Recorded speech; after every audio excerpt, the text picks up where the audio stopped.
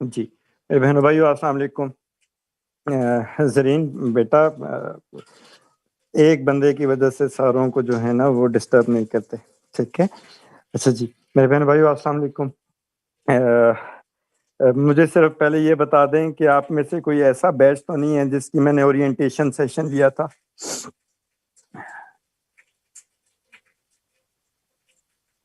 अच्छा, हमारा पहला इंटरेक्शन है ना?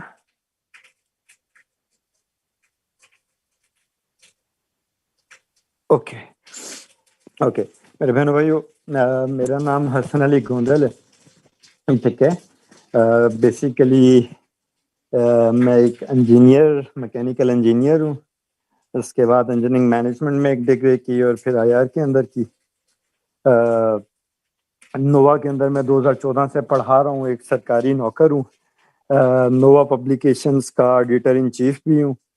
और आपका इंशाल्लाह ताला मेरे साथ वास्ता रहेगा रिलेटेड टू आईआर। कोशिश करूँगा कि मैं आपको आईआर पढ़ा दूँ, गुजारा हो जाए, ठीक है? गुजारा नहीं भी हुआ तो मुझे बर्दाश्त करने की कोशिश करें, ठीक हो गया? तो ये मेरा इंट्रोडक्शन हो गया। आई होप सो इतना इंट्रोडक्शन काफ़ी है, बाकी जो डिटेल इंट्रोडक्शन है वो आपको वक्त के साथ साथ खुद ही पता चल जाएगा, ठीक हो गया? तो ओवरऑल ये पूरी की पूरी कहानी है, ठीक है? मेरे बहनों भाइयों, फॉर्मली अपना कोर्स स्टार्ट करने से पहले मैं पहली क्लास के अंदर आईआर के सिलेबस की ओरिएंटेशन देता हूँ, ठीक हो गया? तो आज की क्लास के अंदर हम पहले पार्ट के अंदर आईआर के सिलेबस की ओरिएंटेशन करेंगे और उसके बाद अगर हमारे पास टाइम बच गया तो हम अपना कोर्स फॉर्मली स्टार्ट करने की कोशिश करेंगे, ठीक है? तो पहले पार्ट के अंदर हम लोग महज आईआर के कोर्स की ओरिएंटेशन देख रहे हैं, ठीक है? बिफोर प्रोसीडिंग फर्दर, मैं क्योंकि सीएसएस मेंटोरिंग से एसोसिएटेड हूँ, तो कामिल जो इंजीनियरिंग थी वो माँ बाप की मर्जी से की थी और ये जो काम कर रहा हूँ ये अपनी मर्जी से कर रहा हूँ, ठीक है? तो घर वाले भी खुश और बाहर वाले भी खुश, ठीक हो गया? कामिल रीजन समझ आ गई, ठीक हो गया? लोअर मिडिल क्लास लोगों के बड़े मसले होते हैं ना, उनमें से एक मसला ये भी होता है कि ब्यूरोक्रेसी, इंजीनियरिंग, डॉक्टरी और फौज के अलावा उन्हें और कोई चीज़ नहीं मिलती, ठीक हो गया? तो ओवरऑल ये सारी की सारी चीज़ें। एनीवेज, मेरे बहनों भाइयों, अभी तक मेरी 4 बुक्स पब्लिश हो चुकी हैं। आईआर की नोवा पब्लिकेशन के प्लेटफॉर्म से पार्ट 1, पार्ट 2 की अलहदा पब्लिश हो चुकी है और वर्ल्ड टाइम से मेरी town planning and urban management और इन्वायरमेंटल साइंस की बुक पब्लिश हो चुकी है। तो आप में से जो भी ये सब्जेक्ट रखेंगे तो किसी ना किसी बहाने शायद आप लोगों का मेरे राइट अप से भी वास्ता पड़ जाए। और इसके अलावा मैं पहले ही बता चुका हूँ कि नोवा पब्लिकेशंस को मैं हेड करता हूँ। तो नोवा पब्लिकेशंस में की किताबें अच्छी हैं या बुरी हैं, सही हैं या गलत हैं, वो आप गालियाँ मुझे दे सकते हो। मैं खुशी-खुशी वो गालियाँ सुन लूँगा क्योंकि वो गालियाँ सुनने के ही मैं पैसे लेता हूँ। ठीक हो गया? तो ये एक ओवरऑल इंट्रोडक्शन है। अब मेरे बहनों-भाइयों, जैसे मैंने आप लोगों को पहले अर्ज़ की कि आज की क्लास के अंदर हम लोग कुछ पहले पार्ट में पढ़ेंगे नहीं, ठीक हो गया? आप सारे के सारे फीलिंग लो कि आपके पास 2 ऑप्शंस हैं, आईआर और पॉलिटिकल साइंस, ठीक है? आपके पास 2 ऑप्शंस हैं, आईआर और पॉलिटिकल साइंस। ये 2 दोशीज़ाएँ हैं, ठीक है? और लड़कियों के लिए ये 2 कमाने वाले लड़के हैं।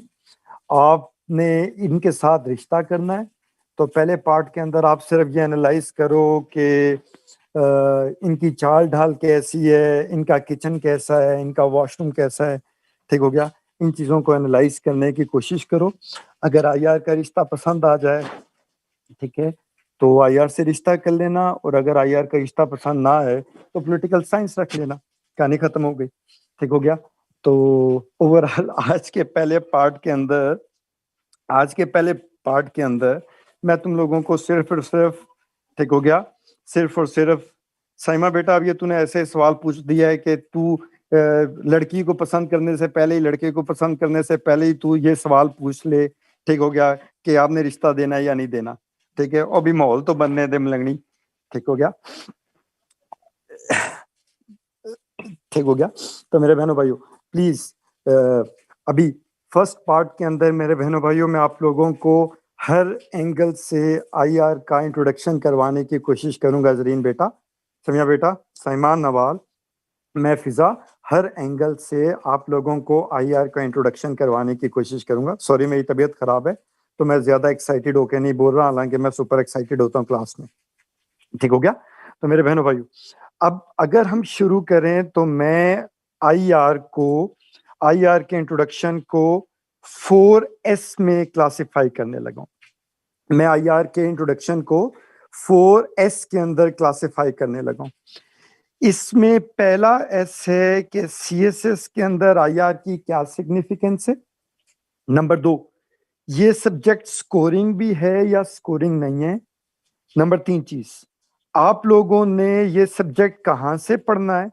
और नंबर 4, पढ़ने की स्ट्रेटेजी क्या होगी, यानी सीएसएस में इसकी सिग्निफिकेंस क्या, इसके स्कोरिंग ट्रेंड्स क्या, किन किताबों से पढ़ना है, किस स्ट्रेटेजी से पढ़ना है। I hope so introduction class में आप लोगों के ये पहले ही 4 सवाल होते हैं। मेरे बहनों भाइयों जो बार बार कंप्लेन कर रहे हैं कि स्क्रीन छोटी है, तो मैंने स्क्रीन व्यू के अंदर किया हुआ है। आपके पास एक ऑप्शन आ रहा होगा व्यू से आप लोग जूम कर लें, आप व्यू से जूम कर लें। बच्चों मिल गया?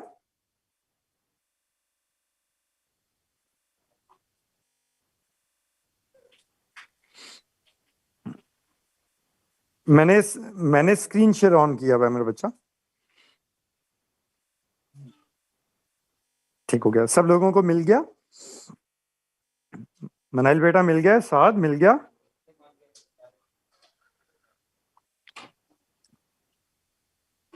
अच्छा जी, अब शुरू करें मेरे बहनों भाइयों। अच्छा बच्चों, हम अपनी पूरी इंट्रोडक्शन की डिस्कशन को 4S के अंदर कन्फाइन करने की कोशिश करेंगे। सीएसएस के अंदर आईआर के सब्जेक्ट की क्या सिग्निफिकेंस है, आईआर के सब्जेक्ट के स्कोरिंग ट्रेंड्स क्या रहे, आईआर को किन किताबों से पढ़ना चाहिए और आईआर को किस स्ट्रेटेजी से पढ़ना चाहिए। ठीक हो गया? आई होप सो आप लोगों के इंट्रोडक्शन के रेलिवेंट यही 4 मेजर सवाल होंगे। ठीक हो गया मेरा बच्चा?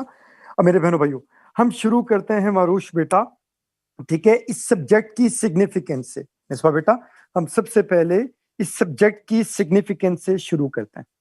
अब मेरे बहनों भाइयों, मेरी बात पे गौर करना है, जरा मेरी बात पे गौर करना है। ठीक है, जिन लोगों ने आईआर में डिग्री की हुई है उन लोगों के से माजरत के साथ, आईआर कोई स्पेशलाइज सब्जेक्ट नहीं है। आईआर किसी भी किस्म का कोई स्पेशलाइज सब्जेक्ट नहीं है। ठीक हो गया? ये बुनियादी तौर पे मल्टीपल सब्जेक्ट्स की हलीम है। ठीक हो गया? इसमें आपको थोड़ा बहुत इकोनॉमिक्स पढ़ना पड़ेगा, थोड़ा बहुत हिस्ट्री पढ़ना पड़ेगा, थोड़ा बहुत पॉलिटिकल साइंस पढ़ना पड़ेगा, थोड़ा बहुत इंटरनेशनल लॉ पढ़ना पड़ेगा, थोड़ा बहुत सोशियोलॉजी पढ़ना पड़ेगा, थोड़ा बहुत ज्योग्राफी पढ़ना पड़ेगा, थोड़ा बहुत फॉरेन पॉलिसी पढ़ना पड़ेगा, थोड़ा बहुत सिक्योरिटी स्टडीज पढ़ना पड़ेगा। यानी ये मल्टीपल सब्जेक्ट्स को थोड़ा थोड़ा थोड़ा थोड़ा थोड़ा थोड़ा करके एक सब्जेक्ट बनाया गया, एक हलीम तैयार की गई, एक हिजरा डिसिप्लिन तैयार किया गया और उसे नाम दे दिया गया आया। ठीक हो गया मेरे बच्चों? ये कॉन्सेप्ट समझ आ गया? तो सबसे पहले तो मिसबा पुत्र एक कॉन्सेप्ट अपने दिमाग में क्लियर कर ले। सो मेरा बेटा, सबसे पहले अपने दिमाग में एक कॉन्सेप्ट क्लियर कर ले कि आईआर के लिए आपका कोई स्पेसिफिक आईआर का बैकग्राउंड होना जरूरी नहीं है। ठीक हो गया? हर बंदा, राफिया आप डॉक्टर हो, हर बंदा ये सब्जेक्ट रख सकता है, विदाउट बैकग्राउंड आप ये सब्जेक्ट रख सकते हैं। और इवन के जिन लोगों ने आईआर में डिग्रियां भी की हुई हैं वो भी कोरे कागज हैं, वो भी मेरी तरह के नालायक लोग हैं। ठीक हो गया? तो ये कोर्स उन लोगों के लिए भी इंशाल्लाह ताला इक्वली बेनिफिशियल होगा, किसी भी तरीके से, ठीक है, उनका टाइम इस कोर्स के अंदर वेस्ट नहीं होगा। चुनाचे पहला कॉन्सेप्ट हम लोगों को क्लियर हो गया, पहला कॉन्सेप्ट हम लोगों का क्लियर हो गया कि आपको आईआर के लिए कोई बैकग्राउंड नहीं चाहिए। किसी भी बैकग्राउंड का बंदा, चाहे वो मेडिकल डॉक्टर हो, चाहे वो डंगर डॉक्टर हो, वो आईआर को सीएसएस के लिए ऑप्ट कर सकता है। तो जिन लोगों के पास बैकग्राउंड नहीं है स्पेशलाइज सब्जेक्ट्स का, यानी वो फिजिक्स नहीं रख सकते, इकोनॉमिक नहीं रख सकते, मैथ्स नहीं रख सकते, यानी जिन सब्जेक्ट्स के लिए बैकग्राउंड होना जरूरी है, तो ऑटोमेटिकली आईआर आपके पास एक ऐसा सब्जेक्ट है जिसे कोई भी हसन अली गोंदल की तरह का एरा गैरा नथु खैरा टॉप कर सकता है। पॉइंट नंबर 1 क्लियर हो। पॉइंट नंबर 2 ठीक हो गया। अब शीजा बेटा दूसरी बात गौर से जरा समझनी है, अनीजा दूसरी बात मेरे बेटे ने गौर से जरा समझनी है, ठीक है। आईआर सीएसएस के अंदर 200 मार्क्स का एक सब्जेक्ट है, ठीक हो गया। आईआर सीएसएस के अंदर 200 मार्क्स का एक सब्जेक्ट है। तो जब ये 200 मार्क्स का एक सब्जेक्ट है तो ऑटोमेटिकली ये 2 पेपर्स में डिवाइडेड होगा, पेपर 1 और पेपर 2, ठीक हो गया नवाल। तो आईआर 200 नंबर का सब्जेक्ट है, ठीक हो गया। तो ये पेपर 1 और पेपर 2 में डिवाइडेड है। तो नवाल बेटा इंपॉर्टेंट बात, जो 200 नंबर का सब्जेक्ट होता है उसमें आपने दोनों सब्जेक्ट्स को कलेक्टिवली पास करना होता है। मनाइल बेटा उसमें आपने दोनों सब्जेक्ट्स को कलेक्टिवली पास करना होता है, यानी पेपर 1 और पेपर 2 मिला के आपके नंबर 66 आउट ऑफ 200 होने चाहिए। चुनाचे पेपर 1 में आपके 10 भी नंबर आ गए, लेकिन पेपर 2 में अगर आपके 60 नंबर आ गए तो आप you would be considered pass in overall both the papers, ठीक हो गया। ओवरऑल बोथ दी पेपर्स, नहीं 33 मस्ट नहीं होने चाहिए नवाल बेटा, दोनों को सम करके 66 से ऊपर होना चाहिए, चाहे एक में 33 से कम हो। चुनाचे ये 200 नंबर का एक सब्जेक्ट है तो इसके अंदर पासिंग मार्क्स आपको कलेक्टिवली 66 चाहिए। दूसरी बात समझ आ गई, दूसरी बात समझ आ गई। अब मेरे बहनों भाइयों अगली बात को जरा समझिएगा। जब आप सिलेबस 1 को, ठीक है जी, दोनों के अंदर अलग से एमसीक्यूज यानी 40 नंबर के एमसीक्यूज, 20 नंबर के एमसीक्यूज पेपर 1 में और 20 नंबर के एमसीक्यूज पेपर 2 में, ठीक हो गया। अब मेरे बच्चों मेरी अगली बात को जरा समझना है, मारिया बेटा मेरी अगली बात को जरा समझना। जब आप सिलेबस को एनालाइज करते हो, जी बिल्कुल कामिल बिल्कुल वैसे ही, जब आप सिलेबस को एनालाइज करते हो, ये बात गौर से जरा सुननी है, ये बात गौर से सुननी है। सिलेबस 1 को जब आप एनालाइज करते हो तो सिलेबस 1 में सोशल साइंसेस, पॉलिटिकल साइंसेस और डिफेंस एंड स्ट्रेटेजिक स्टडीज, मैं दोबारा बोल रहा हूं, पेपर 1 में सोशल साइंसेस, पॉलिटिकल साइंसेस और डिफेंस एंड स्ट्रेटेजिक स्टडीज के थ्योरेटिकल कंपोनेंट्स हैं, यानी कॉन्सेप्ट्स हैं। फॉर एग्जांपल डेटरेंस क्या होती है, फॉर एग्जांपल नेशनलिज्म क्या होती है, फॉर एग्जांपल ग्लोबलाइजेशन क्या होती है। तो पेपर 1 में सिर्फ और सिर्फ कॉन्सेप्ट हैं, सिर्फ और सिर्फ थ्योरीज हैं, सिर्फ और सिर्फ मल्टीपल सब्जेक्ट्स का नॉलेज है। यहां तक बात समझ आ गई। पेपर 1 के अंदर कोई रट्टा नहीं है, कोई हिस्ट्री नहीं है, ठीक हो गया। इसमें कोई करंट अफेयर्स नहीं है, कोई पाक अफेयर्स नहीं है। अनीजा बेटा paper 1 comprises of pure conceptual and theoretical component, ठीक हो गया। यहां तक मेरे बच्चों को बात समझ आ गई। ये पॉइंट समझ आ गया, ठीक हो गया। यानी आप इसके अंदर नेशन स्टेट सिस्टम क्या होता है उसे थ्योरेटिकली पढ़ोगे, इंटरनेशनल सोसाइटी क्या होती है उसे थ्योरेटिकली पढ़ोगे, रियलिज्म क्या होता है, लिबरलिज्म क्या होता है, पोस्ट मॉडर्निज्म क्या होता है, कंस्ट्रक्टिविज्म क्या होता है, नेशनलिज्म क्या होता है, ग्लोबलाइजेशन क्या होता है, डेटरेंस क्या होता है, इंटरनेशनल लॉ क्या होता है। महविश बेटा पहले पार्ट के अंदर तूने सिर्फ और सिर्फ थ्योरीज और कॉन्सेप्ट्स पढ़ने हैं ऑफ मल्टीपल सब्जेक्ट्स। ये बात क्लियर हो गई, पेपर 1 क्लियर हो गया। अब पेपर 2 जरा नोट कीजिएगा, ठीक हो गया। पेपर 2 के अंदर बुनियादी तौर पे 4 सब्जेक्ट्स की नॉलेज बेस है। नाजिया बेटा number 1 history, number 2 current affairs, number 3 पाक अफेयर्स और नंबर 4 इंटरनेशनल लॉ। पेपर 2 में क्या है, हिस्ट्री, और हिस्ट्री का वही पोर्शन जो आपने यूएसए हिस्ट्री और यूरोपियन हिस्ट्री में पढ़ना है, ठीक हो गया। हिस्ट्री, करंट अफेयर्स, पाक अफेयर्स और इंटरनेशनल लॉ। पेपर 2 में सब कुछ वो है जो आप हिस्ट्री के सब्जेक्ट में पढ़ोगे, करंट अफेयर्स में पढ़ोगे, पाक अफेयर्स में पढ़ोगे और इंटरनेशनल लॉ में पढ़ोगे। ठीक हो गया?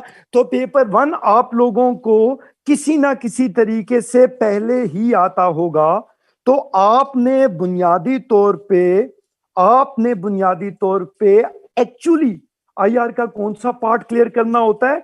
आप लोगों ने एक्चुअली आईआर का पार्ट 1 क्लियर करना होता है। पार्ट 2 के सारे कंपोनेंट्स ऑटोमेटिकली ओवरलैपिंग की वजह से, ठीक है, ओवरलैपिंग की वजह से, ठीक हो गया, ये पार्ट 2 की तैयारी में इतना टाइम नहीं लगता। ठीक हो गया? साथ अपनी तरफ से चीजों को अज्यूम नहीं करो मेरा भाई, मेरी बात जरा सुनो, ठीक है? ये बात समझ आई या नहीं आई? तो पेपर 1 क्या है? आप मेरे सवाल का जवाब दो। पेपर 1 क्या है? थ्योरीज और कॉन्सेप्ट्स। पेपर 2 क्या है? करंट अफेयर्स, पाक अफेयर्स, हिस्ट्री और इंटरनेशनल लॉ। ठीक हो गया? अब जरीन, अगर मैंने ये बात कर दी, साथ मेरी जान, मेरी बात को जरा गौर से सुनो। अगर मैंने ये बात कर दी, तो what is the difference between paper 2 of IR and paper of current affairs? ठीक है नवाल बेटा, तेरा दिमाग रैंडम पैटर्न पे क्यों मूव कर रहा है? जो मैं पढ़ा रहा हूं मेरे साथ चलेगी तो जल्दी तुझे सारे बातों का जवाब मिल जाएगा। ठीक हो गया? Short term memory loss, all Pakistan poetries association, इधर ध्यान करो। ठीक हो गया? अब प्लीज मेरी बात को जरा समझो। Paper 1 theories, paper 2 current affair, पाक अफेयर, हिस्ट्री और इंटरनेशनल लॉ। अब मेरी बात को जरा गौर से जरा समझना है। Now, what is the difference between paper 2 of IR और पेपर ऑफ करंट अफेयर्स या पाक अफेयर्स? अब इस बात को जरा गौर से जरा समझना है। जिन्हें ये बात समझ आ जाएगी उनके आईआर में नंबर कम नहीं आएंगे। करंट अफेयर्स के पेपर में नसीम, आपने अपने आर्गुमेंट को क्वालिफाई करना है on the basis of facts. Current affairs के पेपर में आपने अपने आर्गुमेंट को क्वालिफाई करना है थ्रू फैक्ट्स, जबकि आईआर के पेपर 2 में पहले आपने फैक्ट्स को या ओपिनियन को कोरिलेट करना है थ्योरी के साथ।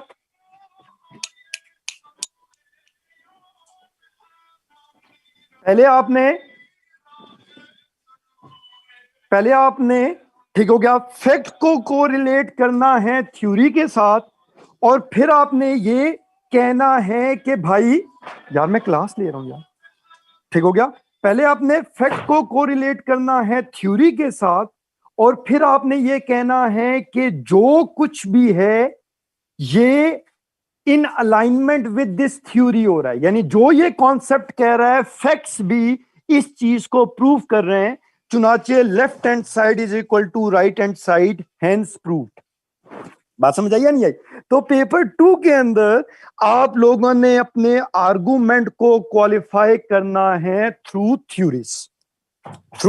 थ्योरीज। आपने सिर्फ फैक्ट्स नहीं लिखने, आपने सिर्फ ओपिनियन नहीं लिखना, बल्कि आपने फैक्ट्स और ओपिनियंस को किसी थ्योरेटिकल पर्सपेक्टिव की नजर से एक्सप्लेन करना है। अब मेरे बच्चों, मैं आहिस्ता आहिस्ता एक जुमला बोलने लगा हूं,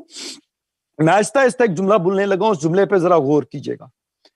paper 2 is the application of concepts of paper 1।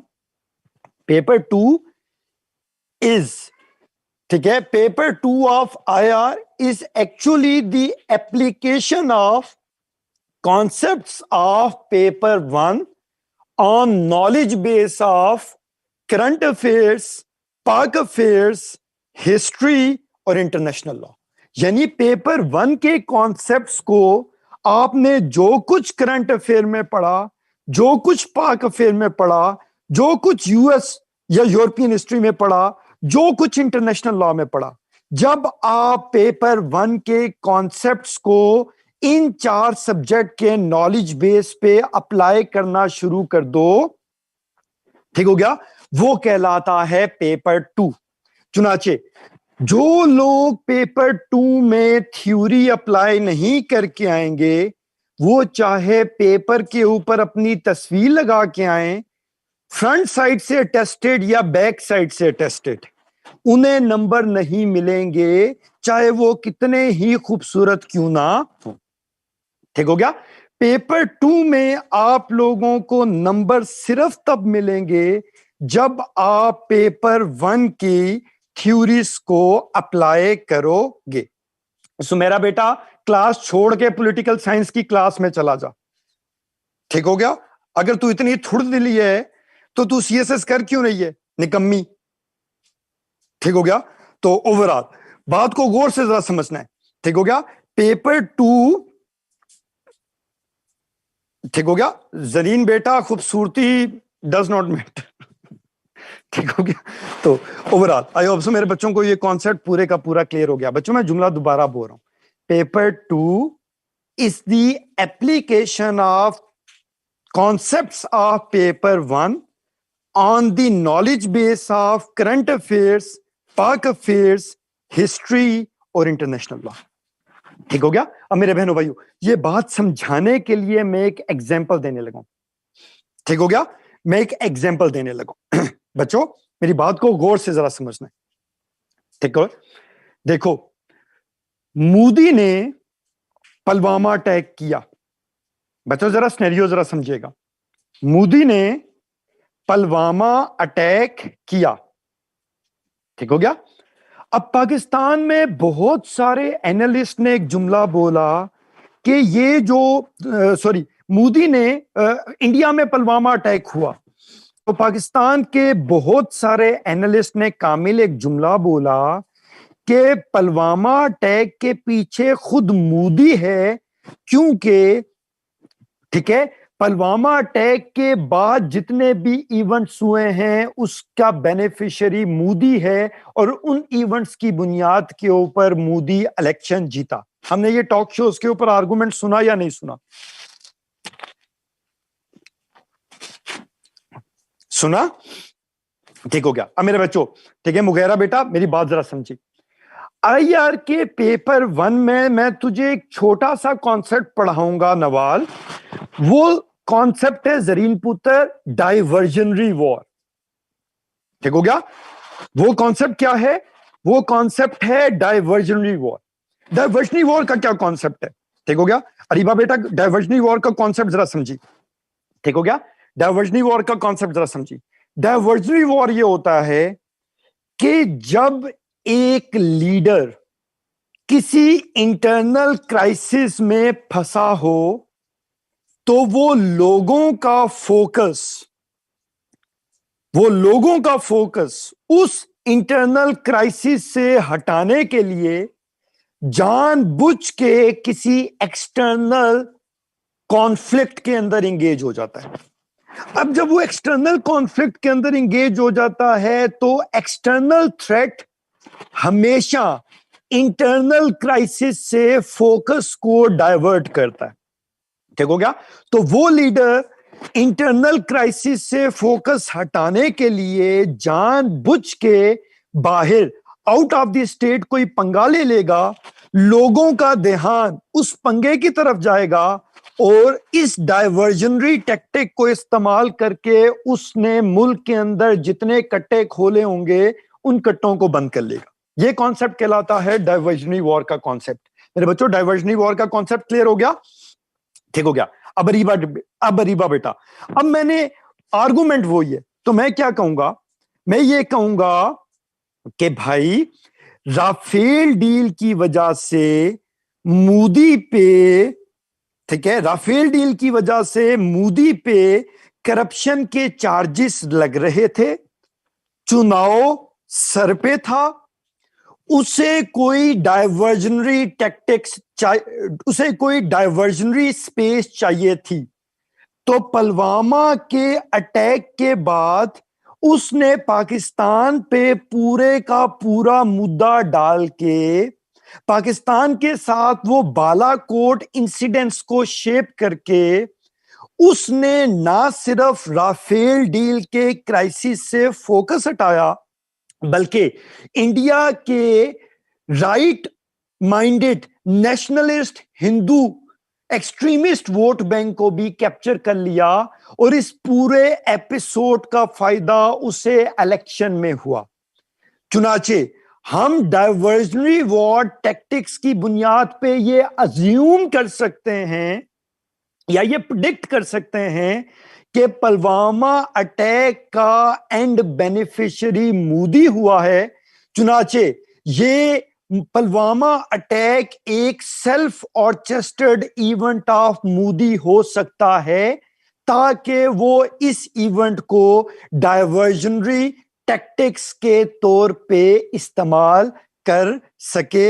Hence left hand side is equal to right hand side, therefore proved.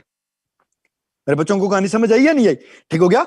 तो आईआर के पेपर 2 में आप पेपर 1 का कोई छोटा सा कॉन्सेप्ट उठाओगे, उसे करंट अफेयर, पाक अफेयर, इंटरनेशनल लॉ या यूएस यूरोपियन हिस्ट्री के कॉन्सेप्ट के साथ को रिलेट करके बता दोगे कि जो ये थ्योरी कहती है, मेरा ओपिनियन भी यही है, जो ये थ्योरी कहती है रियलिटी में वैसा नहीं हो रहा, वगैरह वगैरह वगैरह वगैरह वगैरह। अब अगर आप पेपर 2 में ये थ्योरीज अप्लाई नहीं करोगे, इस बात से कोई फर्क नहीं पड़ता कि आप कितने खूबसूरत हो, आप कितने लायक हो, इंशाअल्लाह हो ताला अगली बात तो समझ गए होगे। बात समझ आ गई? ठीक हो गया। तो मेरा बच्चा अनीसा बेटा, मैंने 3 बातें तुझे बता दी। नंबर 1, आईआर के लिए तुझे कोई बैकग्राउंड होना जरूरी नहीं है। नंबर 2, ठीक हो गया, इसका पासिंग क्राइटेरिया क्या है। और नंबर 3, पेपर 1 और पेपर 2 की डिवीजन क्या है। ये 3 चीजें समझ आ गई? जी जी जरीन बेटा, ठीक हो गया। अब अगली बात जरा गौर कीजिएगा। शीजा तू मेरी बेटी है, शीजा तू मेरी छोटी बहन है, और मैं एक पाकिस्तानी हूं। ठीक है शीजा, अब मेरी बात को जरा गौर से सुनना है, मैं सिर्फ शीजा से बात नहीं कर रहा। शीजा तू मेरी छोटी बहन है, तू मेरी बेटी है, मैं पाकिस्तानी हूं, तो मैं फेवरेटिज्म करूंगा। ओके हो गया। अब मनाहिल मेरी बात को जरा गौर से जरा समझिए। अब तुम सारों ने फिजा पुत्र 1200 मीटर की रेस भागनी है। तुम सब लोगों ने 1200 मीटर की रेस भागनी है। ये बात समझ आ गई? ठीक हो गया। अब मैं बाकी सारों को 0 की लाइन पे खड़ा करता हूं और मैं शीजा को 400 मीटर वाली लाइन के ऊपर खड़ा करता हूं। अब शीजा ने कितने मीटर भागना है? 800 मीटर। और बाकी सब लोगों ने कितना भागना है? 1200 मीटर। लेकिन फिनिशिंग लाइन तो सेम है ना। तो शीजा भागेगी 800 मीटर, लेकिन उसे क्रेडिट कितने का मिलेगा? उसे क्रेडिट कितने का मिलेगा शीजा? 1200 मीटर का। अब ये मेरी एनोलॉजी समझ आई या नहीं आई? मेरा बेटा मेरी एनोलॉजी समझ आई या नहीं आई? शहबाज मेरी एनोलॉजी समझ आई? और रबिया ओम लगनी फेवरेटिज्म नहीं। आईआर का सब्जेक्ट बुनियादी तौर पे दूसरे सब्जेक्ट के साथ ओवरलैप होता है। आईआर करते करते तुम करंट अफेयर 70 to 80% कर लोगे। ओके हो गया। या करंट अफेयर करते करते तुम आईआर के पेपर 2 के 2 से 3 सवाल कर लोगे। ठीक हो गया। आईआर करते करते तुम 2 से 3 सवाल पाक अफेयर के कर लोगे, या वाइसे वर्सा। यूएसए हिस्ट्री करते करते तुम आईआर के 2 सवाल कर लोगे। बात समझ आई या नहीं आई? और आखिरी चीज मेरे बच्चों, तुम लोगों को ऐसे कौन पढ़ा रहा है? सर आरिफ पढ़ा रहे हैं या सर नफीस पढ़ा रहे हैं? सर आरिफ पढ़ा रहे हैं या सर नफीस पढ़ा रहे हैं? अब मेरा बच्चा सुमेरा बेटा, इंग्लिश ऐसे के अंदर तुम एक फीलिंग से गुजरे होगे इंग्लिश ऐसे के पेपर में तुम लोग एक फीलिंग से गुजरे होगे। जब सर आरिफ आप लोगों को ऐसे पढ़ा रहे होंगे, वो सर कहेंगे आउटलाइन ऐसे लिखनी है, इंट्रो वैसे लिखनी है, तो तुम लेक्चर सुन के तुम्हारे दिमाग में ख्याल आएगा कि यार एवं लोग ऐसे से डराते हैं, ये लिखना तो कोई मसला ही नहीं है, मुझे तो लिखना आ गया। ठीक हो गया। अब सर आरिफ तुम्हें कोई असाइनमेंट्स देंगे, तुम जब घर में असाइनमेंट करने के लिए बैठोगे, ये फीलिंग लेके बैठोगे कि भाई मुझे तो ऐसे लिखना आ गया, लेकिन 2 लाइनें लिखोगे तो तुम्हारे अंदर सोच आएगी कि साला ये तो समझ आ गया था कि लिखना कैसे है, पर साला लिखना क्या है। ठीक हो गया। पर लिखना क्या है, तुम्हें ऐसे में लिखने के लिए डेटा भी तो चाहिए ना, डेटा भी तो चाहिए ना। तो अगर तुम पिछले 5 साल के, अगर पिछले 5 साल के पेपर्स उठाओ तो तुम्हें यह पता चलेगा कि जो सीएसएस के आईआर के अंदर आप लोगों ने पढ़ा, ठीक हो गया, हर साल 4 से 5 ऐसे वहां से आ रहे हैं। चुनाचे नवाल ये आपके 3 से 4 ऐसे का मटेरियल तैयार करवा देगा, ये आपका ऑलमोस्ट पूरा करंट अफेयर का पेपर करवा देगा, ये आपका आधा पेपर पाक अफेयर का करवा देगा, ये आपका आधे से ज्यादा पेपर आईआर का, आई लॉ का करवा देगा, और ये आपके 2 से 3 सवाल यूएस हिस्ट्री या यूरोपियन हिस्ट्री के करवा देंगे। तो राफिया बेटा अब वो नॉलेज समझ आई कि शीजा भागेगी 800 मीटर, शीजा भागेगी 800 मीटर, लेकिन उससे क्रेडिट 1200। तो सीए आईआर का, आईआर सीएसएस के अंदर अगर ज्यादा भी टाइम लग जाए, ठीक हो गया, ऊपर एक मलंग धूष ने, ठीक हो गया, मीटर आदमी ने मुझे कहा था सर अगर आईआर ओवरलैपिंग है तो इसमें इतना टाइम क्यों लगता है। तो भाई तू आईआर का तो टाइम नोट कर रहा है, लेकिन ये नोट नहीं कर रहा कि आईआर तैयार करते करते तुम्हारे बाकी सब्जेक्ट्स का कितना लोड कम हो जाता है। कहानी समझ आ गई। तो मेरे बहनों भाइयों ये ओवरऑल सब्जेक्ट का स्कोप है, आई होप सो ये सब्जेक्ट की सिग्निफिकेंस है, जिसे मैंने 4 एरियाज में डिवाइड कर दिया। No background, passing criteria, number लेने का क्या तरीका, application of concepts and theories, और ये सब्जेक्ट बाकी सब्जेक्ट्स के साथ ओवरलैप करता है। तो you can't ignore me baby, अगर आप मेरे से नहीं पढ़ते इसमें तेरा घाटा मेरा कुछ नहीं जाता। क्लियर हो गया।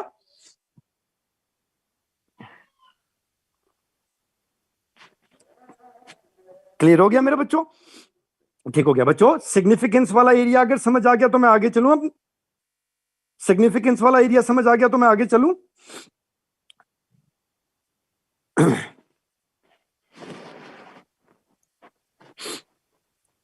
ठीक हो गया। अच्छा जी, अब जरीन बेटा मैं दूसरी चीज को डिस्कस करने लगा हूं, वो है स्कोरिंग ट्रेंड्स। ठीक हो गया। अब देख जरीन मेरी बात समझी मेरा पुत्र, जरीन पुत्र मेरी बात समझी मेरा बेटा, ठीक है, दिलावेश मेरी बात समझी मेरा बेटा। बेटा बता देता हूं आगे, मेरे साथ साथ चला कर ज़ारा, दिलावेश ज़ारा, ओ मलंगनी, ओ मेरे साथ चला कर तुझे सारे बातों का जवाब मिल जाएगा, और सारे के सारे ऐसे पढ़ रही हो। मेरी बात सुनो, ठीक हो गया। अब मेरे बच्चों at the end of the day तो तुम्हारा भाई इंजीनियर है ना, तो इंजीनियरिंग का कीड़ा, ठीक हो गया, कम हो सकता है, मर तो नहीं सकता ना। तो मैं तुम लोगों को स्कोरिंग ट्रेंड एक इंजीनियर के तौर पे बताऊंगा, मैं तुम लोगों को, ठीक हो गया अमजद, मैं तुम लोगों को स्कोरिंग ट्रेंड एक इंजीनियर के तौर पे पढ़ाऊंगा। अब साइमा बेटा मेरी बात पे जरा गौर करी, बच्चों मेरी बात पे जरा गौर करो।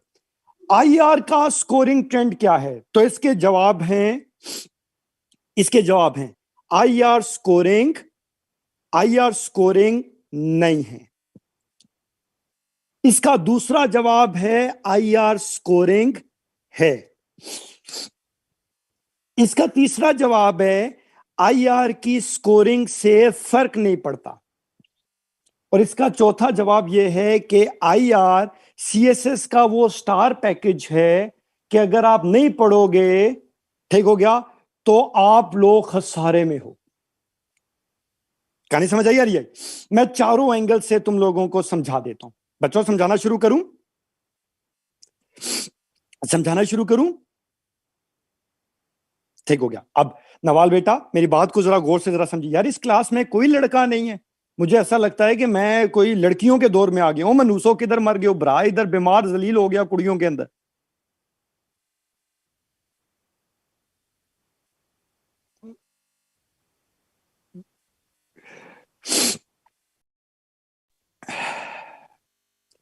ठीक हो गया। फिटे मुंह तेरा इफ्तिखार है, तू खटक तू पठान, तू मेरी तरफ गौर कर मनूस आदमी। ठीक हो गया। अब इधर ध्यान करो, अब इधर ध्यान करो मेरे बच्चों, प्लीज इधर ध्यान करो। बच्चों इधर ध्यान करो बच्चों, now on a serious note. IR 2016 इसमें एवरेज नंबर आए अराउंड 110। इसमें एवरेज नंबर कितने हैं मिनाइल बेटा? 110। ठीक हो गया। नंबर 2, ठीक हो गया। 2017 इसमें एवरेज नंबर आए 95। ठीक हो गया। 2018 इसमें एवरेज नंबर आए तकरीबन 105। और 2019 इसका वर्ष साल था जिसमें इसके एवरेज नंबर आए तकरीबन 85। क्लियर हो गई बात? ये आउट ऑफ 200 है। साइमा बेटा मेरी बात को नोट करना है। ठीक हो गया। साइमा बेटा मेरी बात को नोट करना है। ठीक हो गया। 110, 95, 105, 85। ठीक हो गया। सारा बेटा यहां तक बात, साइमा बेटा यहां तक बात नोट कर ली। अब मैथ में कॉन्सेप्ट इस्तेमाल होता है शिजा, जिसे आप कहते हैं एवरेज ऑफ एवरेज। ठीक हो गया। इसे क्या कहते हैं? Average of average. तो मैं अगर इन चारों सालों के अमजद नंबरों को एवरेज करूं तो वो तकरीबन, ठीक है, 96 97 बनती है। तो मैं राउंड ऑफ करके इसे 100 की टैली ले रहा हूं। ठीक हो गया। तो IR के अंदर ऑन एन एवरेज आपके 200 में से 100 नंबर आएंगे, यानी 50-50। ये किसी भी लिहाज से अच्छे नंबर नहीं है। ये एवरेज या बिलो एवरेज की कैटेगरी में फॉल करता है।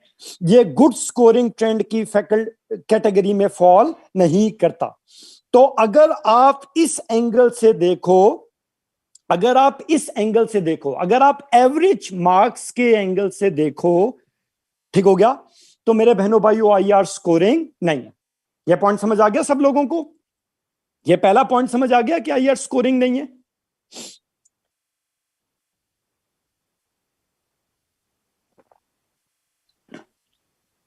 मनाइल बेटा मेरा FPSC में कोई रिश्तेदार नहीं है ऐसे तुक्के मारने के लिए, और बड़े मार्केट में लोग मौजूद हैं।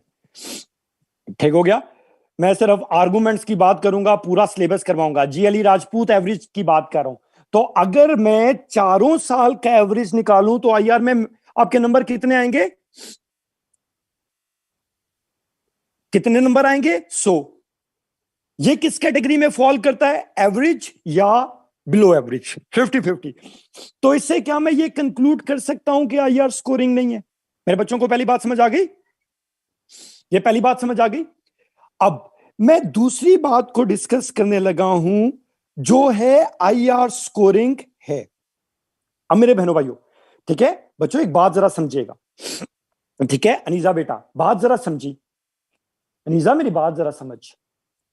बच्चों ये तो है एवरेज नंबर, लेकिन एवरेज को अगर आप स्टैंडर्ड डेविएशन के साथ मिला के ना पढ़ें, एवरेज को अगर आप स्टैंडर्ड डेविएशन के साथ मिला के ना पढ़ें तो एवरेज की फिगर मिसलीडिंग हो जाती है। अमजद मेरे जुमले पे गौर करिए। अमजद, एक होता है कुदरती मौत, एक होता है हादसाती मौत। बात समझ आई या नहीं आई? एक होता है आदमी वक्त पर गया होगा, बस वक्त जल्दी गुजर गया होगा। एक होता है कुदरती मौत, और एक होता है हादसाती मौत। यहां तक मेरे बच्चों को बात समझ आ गई? अब मैं ये डिस्कस करना चाहता हूं अमजद मेरा प्यारा भाई, कि आईआर में जो नंबर कम आ रहे हैं वो कुदरती मौत की वजह से कम आ रहे हैं या हादसाती मौत की वजह से कम आ रहे हैं? तो जहां पे हादसाती मौत होती है ना, तो मेजॉरिटी लोग एवरेज से नीचे वाली ट्रेजेक्टरी में फॉल करते हैं। ठीक हो गया? और एक खास रेंज से ज्यादा आप लोगों के नंबर नहीं आते। बात समझ आई या नहीं आई? अब हमें यह पता चलता है ट्रेंड से, ठीक हो गया? अब हमें ट्रेंड से यह पता चलता है, हमें ट्रेंड से यह पता चलता है कि सिर्फ 2019 के अंदर, सिर्फ 2019 के अंदर आईआर की टारगेटेड किलिंग की गई। आईआर की टारगेटेड किलिंग की गई 2019 के अंदर। उससे पहले आईआर के अंदर, ठीक है, टारगेटेड किलिंग नहीं हुई, बल्कि लोग अपनी कुदरती मौत मरे। ठीक हो गया? अब सुमेरा बेटा, मैं ये आर्गुमेंट कैसे क्वालिफाई कर रहा हूं, मैं ये कैसे क्वालिफाई कर रहा हूं? अनम बेटा मेरी बात जरा समझी। अगर टारगेटेड किलिंग हुई होती तो किसी के नंबर भी अच्छे नहीं आते ना। शालीम, शालीम जॉन, ठीक है, ये आर्गुमेंट भाई कर रही हो या नहीं करे? अगर टारगेटिंग किलिंग हुई होती तो किसी के नंबर भी अच्छे नहीं आए होते ना। बात समझ आई या नहीं है? 2016, 2017, 2018 तीनों सालों में, ठीक हो गया, 100 प्लस लोग थे जिनके नंबर 125 से ज्यादा है। 2016, 2017, 2018, ठीक हो गया, 125 से ज्यादा, तकरीबन 100 सवा 100 से ज्यादा लोगों के नंबर आए। ठीक हो गया? तो अरीबा बेटा, इस बात से हमें पता क्या चलता है? इस बात से हमें पता यह चलता है कि भाई इन सालों में आईआर की टारगेटेड किलिंग नहीं हुई।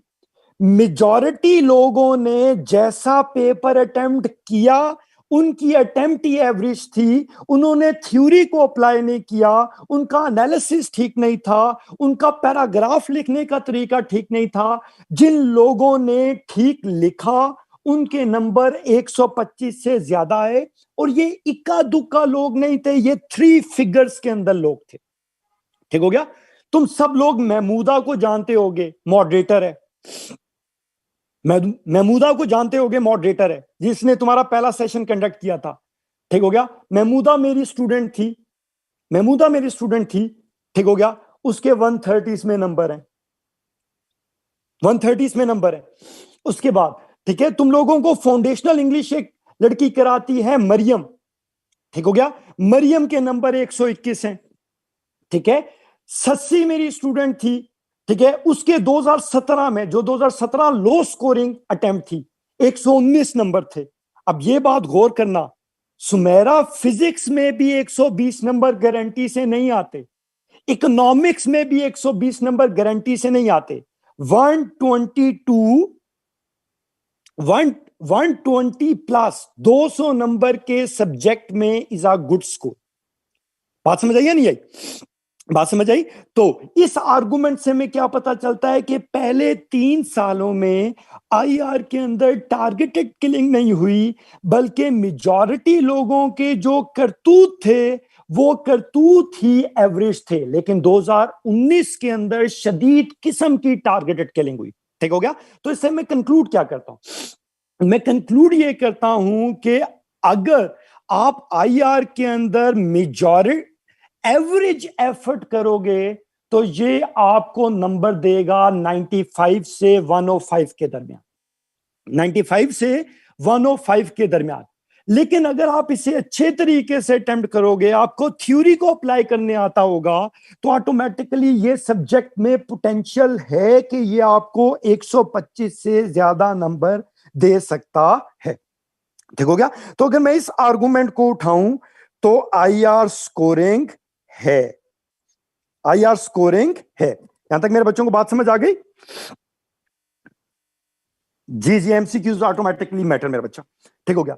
अब तीसरी चीज मेरे बहनों भाइयों, तीसरी चीज है नमाज ब्रेक कर लें। चलो बच्चों 10 मिनट की नमाज ब्रेक है, बच्चों 10 मिनट की नमाज ब्रेक है, 10 मिनट की नमाज ब्रेक है।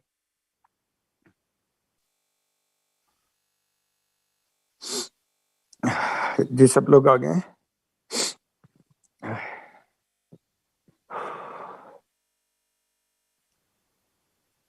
जी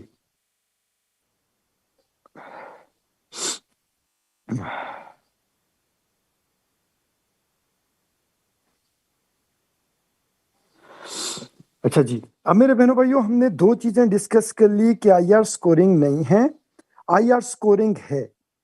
अब मैं तीसरी चीज पे आ जाता हूं कि आईआर की स्कोरिंग से कोई फर्क नहीं पड़ता है।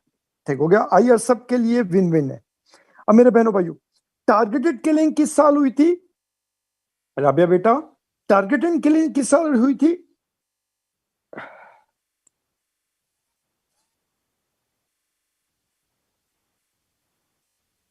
दो 2019 में। अब मेरा बच्चा नवाल मेरी बात जरा सुनी, नवाल मेरी बात जरा सुनी। 2016, 2017, 2018, 16, 17, 18, 3 साल, ठीक है, आईआर के अंदर टारगेटेड किलिंग नहीं हुई। और तीनों साल तकरीबन 70% लोगों ने आईआर को ऑप्ट किया। ठीक हो गया। अब नवाज एक कॉन्सेप्ट हमेशा याद रखी मेरा बच्चा, कि जब कंपटीशन में मेजॉरिटी लोग एक ही सब्जेक्ट को ऑप्ट कर रहे हों तो मेजॉरिटी कंपटीशन के डायनेमिक्स पे कोई फर्क नहीं पड़ता। अगर मेजॉरिटी लोग एक ही सब्जेक्ट ऑप्ट कर रहे हों तो मेजॉरिटी के ऑप्ट करने की वजह से उस सब्जेक्ट में नंबर कम है या ज्यादा है उसमें कोई फर्क नहीं पड़ता। साइमा बेटा अभी 2020 का रिजल्ट नहीं आया मेरा बच्चा, ठीक हो गया, उसके डायनेमिक्स पे कोई फर्क नहीं पड़ता। अब मेरे बहनों भाइयों, क्योंकि 70% लोगों ने आईआर ऑप्ट की, ठीक हो गया, क्योंकि 70% लोगों ने आईआर ऑप्ट की, ठीक हो गया, तो मेरे बहनों भाइयों टॉप 30 में से तीनों साल, ठीक हो गया, 21 इन 2016, 20 इन 2017, ठीक हो, सॉरी 19 इन 2017 और 20 इन 2018, टॉप 30 में से 21, 19, 20 लोग वो थे जिन्होंने आईआर ऑप्ट किया हुआ था। आउट ऑफ 30 ये कितने परसेंट बनता है? 66%, 2/3। यानी जितने परसेंट लोगों ने आईआर ऑप्ट किया तकरीबन उतने परसेंट ही लोग, ठीक है, टॉप 30 के अंदर क्वालिफाई किए, चुनाचे। इस बात से हमें यह पता चलता है कि अगर आईआर को टारगेट किलिंग नहीं होगी तो क्योंकि मेजॉरिटी लोग आईआर रखेंगे तो उससे कंपटीशन के डायनामिक्स पे कोई फर्क नहीं पड़ता है। इससे हम ये कंक्लूड करते हैं कि आईआर का कम या ज्यादा स्कोर ओवरऑल कंपटीशन को अफेक्ट नहीं करता है। यह बात समझ आ गई? तो मैंने आप लोगों को 3 बातें बता दी, आईआर स्कोरिंग नहीं है, आईआर स्कोरिंग है, और आईआर की स्कोरिंग से कोई फर्क नहीं पड़ता। ये 3 बातें क्लियर मेरे बच्चों? ठीक हो गया। अब मेरा बेटा मैं आखिरी बात के ऊपर जाने लगा हूं। मैंने यहां पे लिखा कि आईआर एक स्टार पैकेज है, आईआर सीएसएस का एक स्टार पैकेज है, ठीक हो गया। अब मेरे बहनों भाइयों कॉन्सेप्ट जरा समझिएगा, कॉन्सेप्ट जरा समझिएगा। आईआर करते करते आपका ऐसे तैयार होगा, आईआर करते करते आपका आधा पाक अफेयर्स तैयार होगा, आईआर करते करते आपका तकरीबन पूरा करंट अफेयर तैयार होगा, आईआर करते करते आपका पूरा इंटरव्यू तैयार होगा, आईआर करते करते आपका यूएस हिस्ट्री तैयार होगा 2 से 3 सवाल, आईआर करते करते आपके सोशियोलॉजी के 1-2 सवाल तैयार होंगे, आईआर करते करते आपके इंटरनेशनल लॉ के 2 से 3 सवाल तैयार होंगे। तो आईआर की दूसरे सब्जेक्ट्स के साथ ओवरलैपिंग इतनी है कि यू कांट इग्नोर मी। ये कहानी समझ आई या नहीं आई? ठीक हो गया। तो अगर इस लिहाज से देखा जाए तो आईआर बुनियादी तौर पे सीएसएस के कॉम्बिनेशन में बेस्ट फिट इन होता है, कोई और सब्जेक्ट उसके इतने अलाइड बेनिफिट्स नहीं है जितने आईआर के बेनिफिट्स हैं। नहीं जी, आईआर पीएमएस में नहीं है अहमद, आईआर पीएमएस में नहीं है। तो आई होप सो मेरे बहनों भाइयों आपको चारों एंगल से स्कोरिंग ट्रेंड समझ आ गया कि आईआर स्कोरिंग नहीं है, आईआर स्कोरिंग है। आईआर की स्कोरिंग से कोई फर्क नहीं पड़ता, और आईआर सीएसएस का एक स्टार पैकेज है। ये आपको ओवरऑल ठीक हो गया। मैं सुमेरा, तुझे तो ये फीलिंग नहीं हुई होगी, लेकिन लड़कों के साथ ये तजर्बा बहुत हुआ होगा। ठीक है तारिक, मेरी बात जरा समझी, लड़कों के साथ ये तजर्बा बहुत हुआ होगा। जब लड़के गए होंगे अम्मी अब्बू के पास कि अम्मी अब्बू हमें पैसे दें, ठीक है, ठीक है, अम्मी अब्बू हमें पैसे दें, हमने सीएसएस की तैयारी करनी है, नोवा में एडमिशन लेना है। तो मेजॉरिटी लोगों ने, मेजॉरिटी अम्मा अब्बा ने आगे से जवाब दिया होगा, बेटा तूने अपनी शक्ल देखी है, तू सीएसएस करेगा। जो लोग सीएसएस करते हैं, नहीं, ठीक है, जो लोग सीएसएस करते हैं वो दीवे बाल बाल के पढ़ते हैं, उनका वसी मुतालिया होता है, वो बड़े लाइक फाइक होते हैं। तुमसे ना हो पाएगा पप्पू, तुम पे लाख की लानत, मर जाओ, लेकिन तुम कोई वेल्डिंग का डिप्लोमा कर लो, लेकिन सीएसएस तुमसे नहीं हो पाएगा। बात समझ आइए नहीं? एक कॉमन मिथ है हमारे मुल्क में कि, ठीक हो गया, एक कॉमन मिथ है हमारे मुल्क के अंदर, ठीक हो गया, और वो ये मिथ है कि जो सीएसपी होते हैं वो बड़े पढ़े लिखे होते हैं। अगर सीएसपी पढ़े लिखे होते हैं तो जैसी आपके मुल्क की ब्यूरोक्रेसी की हालत है, ठीक हो गया, वैसी ना होती। बात समझ आई या नहीं? ठीक हो गया। तो सीएसएस एक धोखा है। मैं हमेशा अपने स्टूडेंट्स को एक बात कहता हूं कि तुमने 12 एग्जामिनर्स की आंख में धूल झोंक के आगे गुजरना है। हर किसी को यह फीलिंग देनी है, हर किसी को यह फीलिंग देनी है कि तुम पढ़े लिखे आदमी हो। जिन्हें ये ट्रिक ऑफ द ट्रेड्स आते होंगे वो सीएसएस में पास हो जाएगा, जिन्हें वो ट्रिक ऑफ द ट्रेड्स नहीं आते होंगे वो सीएसएस में फेल हो जाएगा, डिस्पाइट ऑफ दिस थिंग कि वो जितना मर्जी लाइक हो। ठीक हो गया। तो सीएसएस बुनियादी तौर पे, ठीक है अनम बेटा, आईआर में वो फीलिंग देनी है through application of theory, through use of सही जॉर्गन्स। ठीक हो गया। आईआर में आपने फीलिंग देनी है थ्रू एप्लीकेशन ऑफ थ्योरी। ठीक हो गया। अहमद, आता हूं मैं पॉलिटिकल साइंस पे, बात समझ आई या नहीं आई? ठीक हो गया। तो आप ओवरऑल, ठीक है, आईआर आपको ओवरऑल एज अ पैकेज जितना बेनिफिट करता है और कोई सब्जेक्ट बेनिफिट नहीं करता है। आई होप सो आप लोगों को, जी जी मैं फीलिंग देना सिखाऊंगा सुमेरा बेटा, मैं फीलिंग देने सिखाने की तो पैसे लेता हूं, और नोवा वाले ठीक ठाक मुझे पैसे देते हैं जल्दी। 18वें स्केल की नौकरी से मुझे इतना पैसा नहीं मिलता जितने नोवा वाले मुझे देते हैं। मलंग एक सारे के सारे पोल्ट्री मुझे टक्कर गए, ऊपर से मेरी तबीयत खराब है। ठीक हो गया। आई होप सो मेरे बच्चों को यहां तक कॉन्सेप्ट क्लियर हो गया, क्लियर हो गया मेरे बच्चों? ठीक हो गया। अब मैं तीसरी चीज के ऊपर आ जाता हूं बच्चों। मैं आखिर में पॉलिटिकल साइंस और आईआर का कंपैरिजन कर लूंगा। ठीक हो गया बच्चों, मैं आगे चलूं आगे चलूं। लड़कों, ये कोई लड़की पूछ रही है पोड्री क्या होता है, यार इसे एक्सप्लेन करो, पोड्री क्या होता है। दिलावेश बेटा, जो सुबह सुबह पाउडर निकाल के लगा के घर से निकलता है ना, उसे पोड्री कहा जाता है।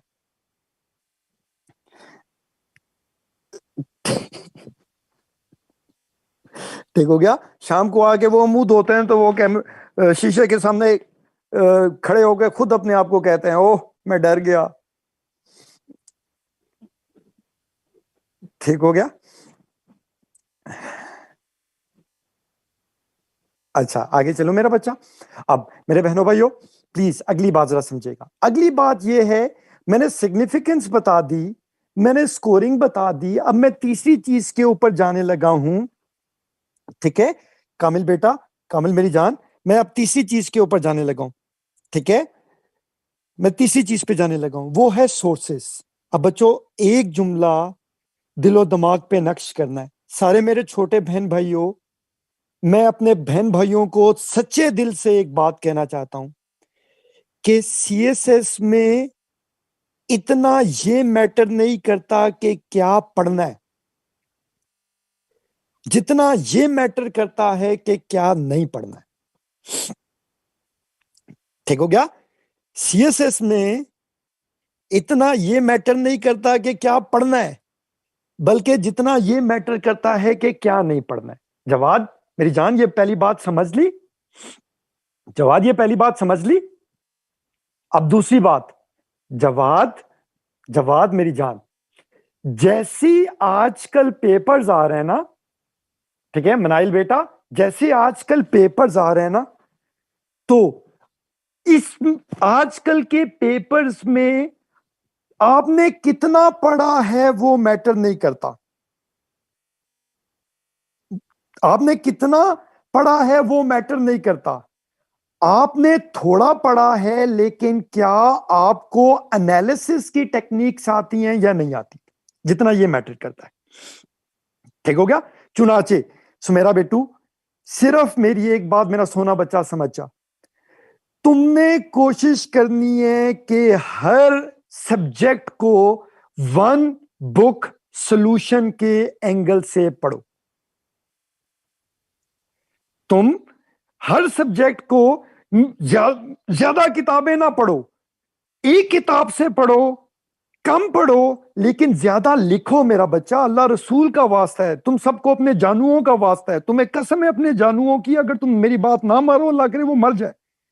जितना ये मैटर करता है, जितना ये मैटर करता है कि आप पेपर एनालाइज कैसे करते हो। तो बच्चों पढ़ो कम लिखो ज्यादा, पढ़ो कम लिखो ज्यादा, पढ़ो कम लिखो ज्यादा। अल्लाह रसूल का वास्ता है, पढ़ो कम लिखो ज्यादा। तो आप कम पढ़ो लेकिन आपका एनालिसिस मजबूत होना चाहिए। यहां तक मेरे बच्चों को कॉन्सेप्ट समझ आ गया?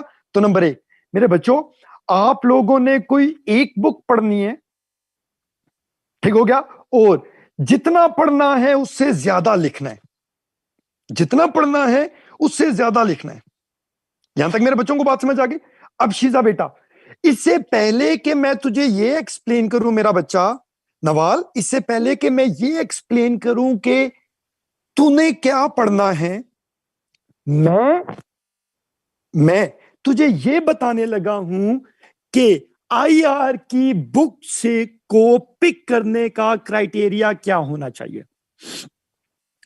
जी मारूश बेटा, यही ठीक है। रफिया बेटा प्लीज मेरा बच्चा मेरी बात सुन, ठीक हो गया? सबसे पहले मैं तुम लोगों को वो क्राइटेरिया बताने लगा हूं मेरे प्यारे बहनों भाइयों, कि तुमने पढ़ते हुए, ठीक है, सबसे पहले मैं वो क्राइटेरिया बताने लगा हूं कि तुमने पढ़ते हुए, किताब को पिक करते हुए किस क्राइटेरिया की बुनियाद पे किताब को पिक करना है। ठीक हो गया मेरा बच्चा? नंबर 1, तुमने ऐसी किताब को पिक करना है जो ज्यादा से ज्यादा सिलेबस को कवर करती हो। ठीक हो गया? ताकि तुम एक बुक के सॉल्यूशन से पढ़ सको। क्लियर हो गया मेरा बेटा? तुमने ऐसी बुक को पढ़ना है जो ज्यादा से ज्यादा सिलेबस कवर करती हो, पॉइंट नंबर 1। पॉइंट नंबर 2, मेरे बच्चों तुम में से 99% लोग वो होंगे, नवाल मैं तुझे पहले डांट चुका हूं, मैं तुझे फिर डांटूंगा कि मेरे साथ मूव किया कर जल्दी, तुझे सारे सवालों का जवाब मिल जाएगा। ठीक हो गया? पहली पहली चीज ये है, ठीक है नवाल पुत्र, मैं डांट भी लेता हूं मलंगनी, ठीक हो गया? अब अगली बात जरा समझो, ठीक है? पहली चीज, आपने ऐसी किताब को पिक करना है जो ज्यादा से ज्यादा कोर्स को कवर करती हो। नंबर 2, तुम में से 99% लोग वो हैं, तुम में से 99% लोग वो हैं जिनका आईआर का बैकग्राउंड नहीं है। तो होता क्या है कि मार्केट में कुछ बहुत ही आउटस्टैंडिंग किताबें, बहुत ही आउटस्टैंडिंग किताबें हैं, लेकिन उनके अंदर लिखने का पैटर्न इतना मुश्किल है कि आपको एक ही पैराग्राफ 3-3 बार पढ़ना पड़ेगा, फिर तुम्हें वो समझ आएगी। ठीक हो गया? दूसरा क्राइटेरिया मारूश बेटा क्या होना चाहिए कि तुम ऐसी किताब पढ़ो जो नॉवल की तरह तुम एक गो में उसकी रीडिंग कर लो। यहां तक मेरे बच्चों को बात समझ आ गई? तो दूसरा क्राइटेरिया क्या होगा? जो किताब पढ़ने में आसान हो। ठीक हो गया? तीसरी चीज, ठीक है मेरा पुत्र, तीसरी चीज मेरे बहनों भाइयों, बात जरा समझिएगा, बात जरा समझिएगा, ये बड़ी इंपॉर्टेंट बात है। दिलावेश बेटा, आईआर तो ओपिनियन सेंटर्ड सब्जेक्ट है ना? मरियम बेटा, IR तो ओपिनियन सेंटर्ड सब्जेक्ट है, हाँ या ना? ठीक हो गया। अब मसला यह है कि जो अच्छी किताबें हैं ज्यादा वो वेस्टर्न ऑथर्स की हैं। ठीक है रफिया बेटा, वो ज्यादा वेस्टर्न ऑथर्स की है मेरा प्यारा बच्चा।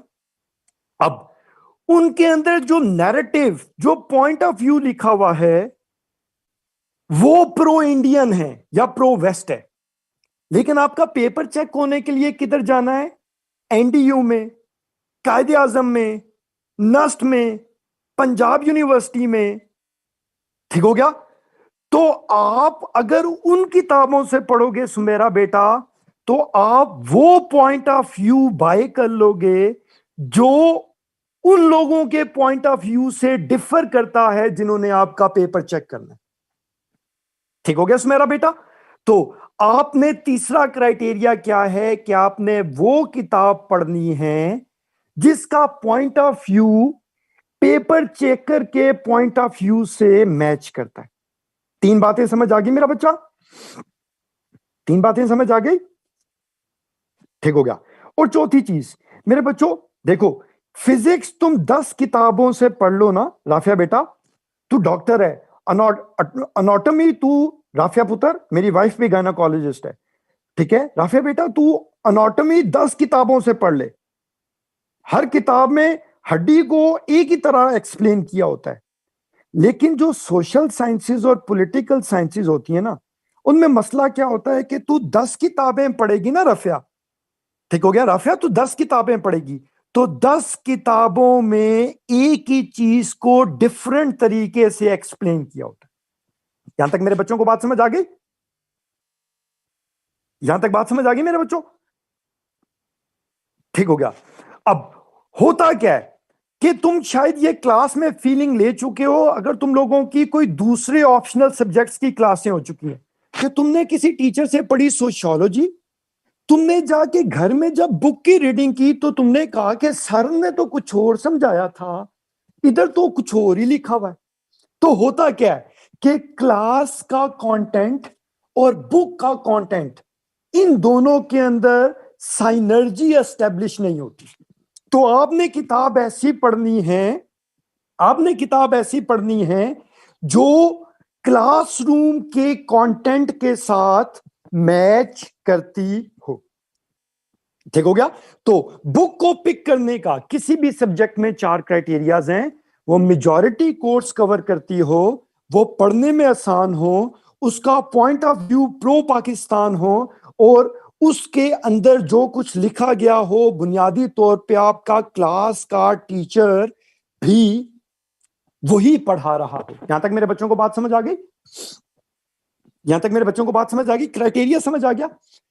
अब मेरे बहनों भाइयों, इस क्राइटेरिया के अकॉर्डिंगली मैं आपको बुक्स के, ठीक है, इस क्राइटेरिया के अकॉर्डिंगली मैं आपको मेरे प्यारे बच्चों बुक्स की 2 ऑप्शंस देने लगा। ऑप्शन नंबर 1 बच्चों, एक किताब है ग्लोबलाइजेशन ऑफ वर्ल्ड पॉलिटिक्स। एक किताब है ग्लोबलाइजेशन ऑफ वर्ल्ड पॉलिटिक्स। अच्छी किताब है, लेकिन इस किताब के अंदर वो चारों मसले एग्जिस्ट करते हैं, लेकिन one of the finest book है। ठीक हो गया। अगर आप ये पढ़ लोगे तो 60 to 70% आपका कोर्स कवर हो जाएगा।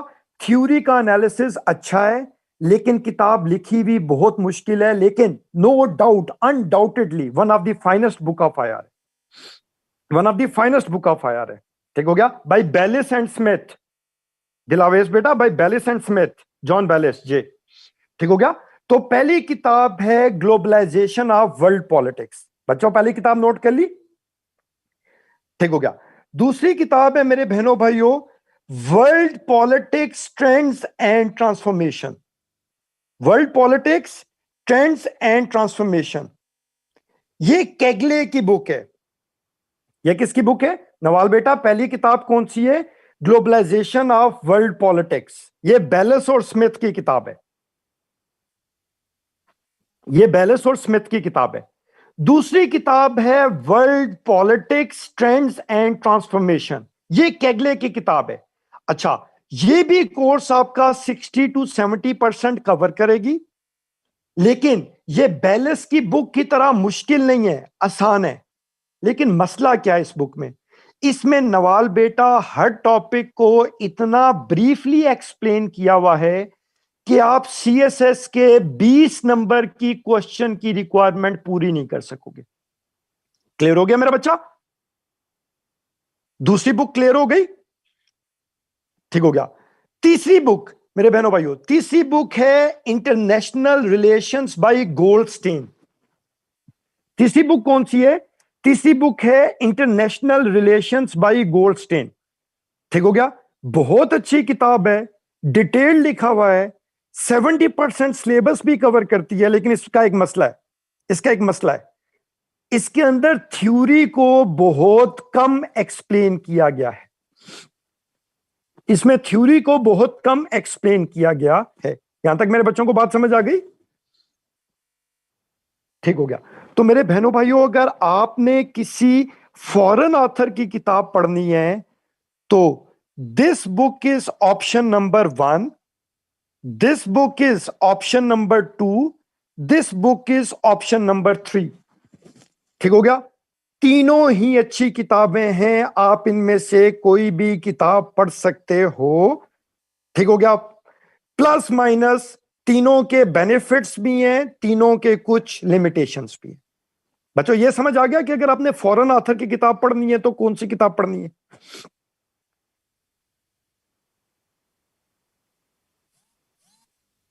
ठीक हो गया।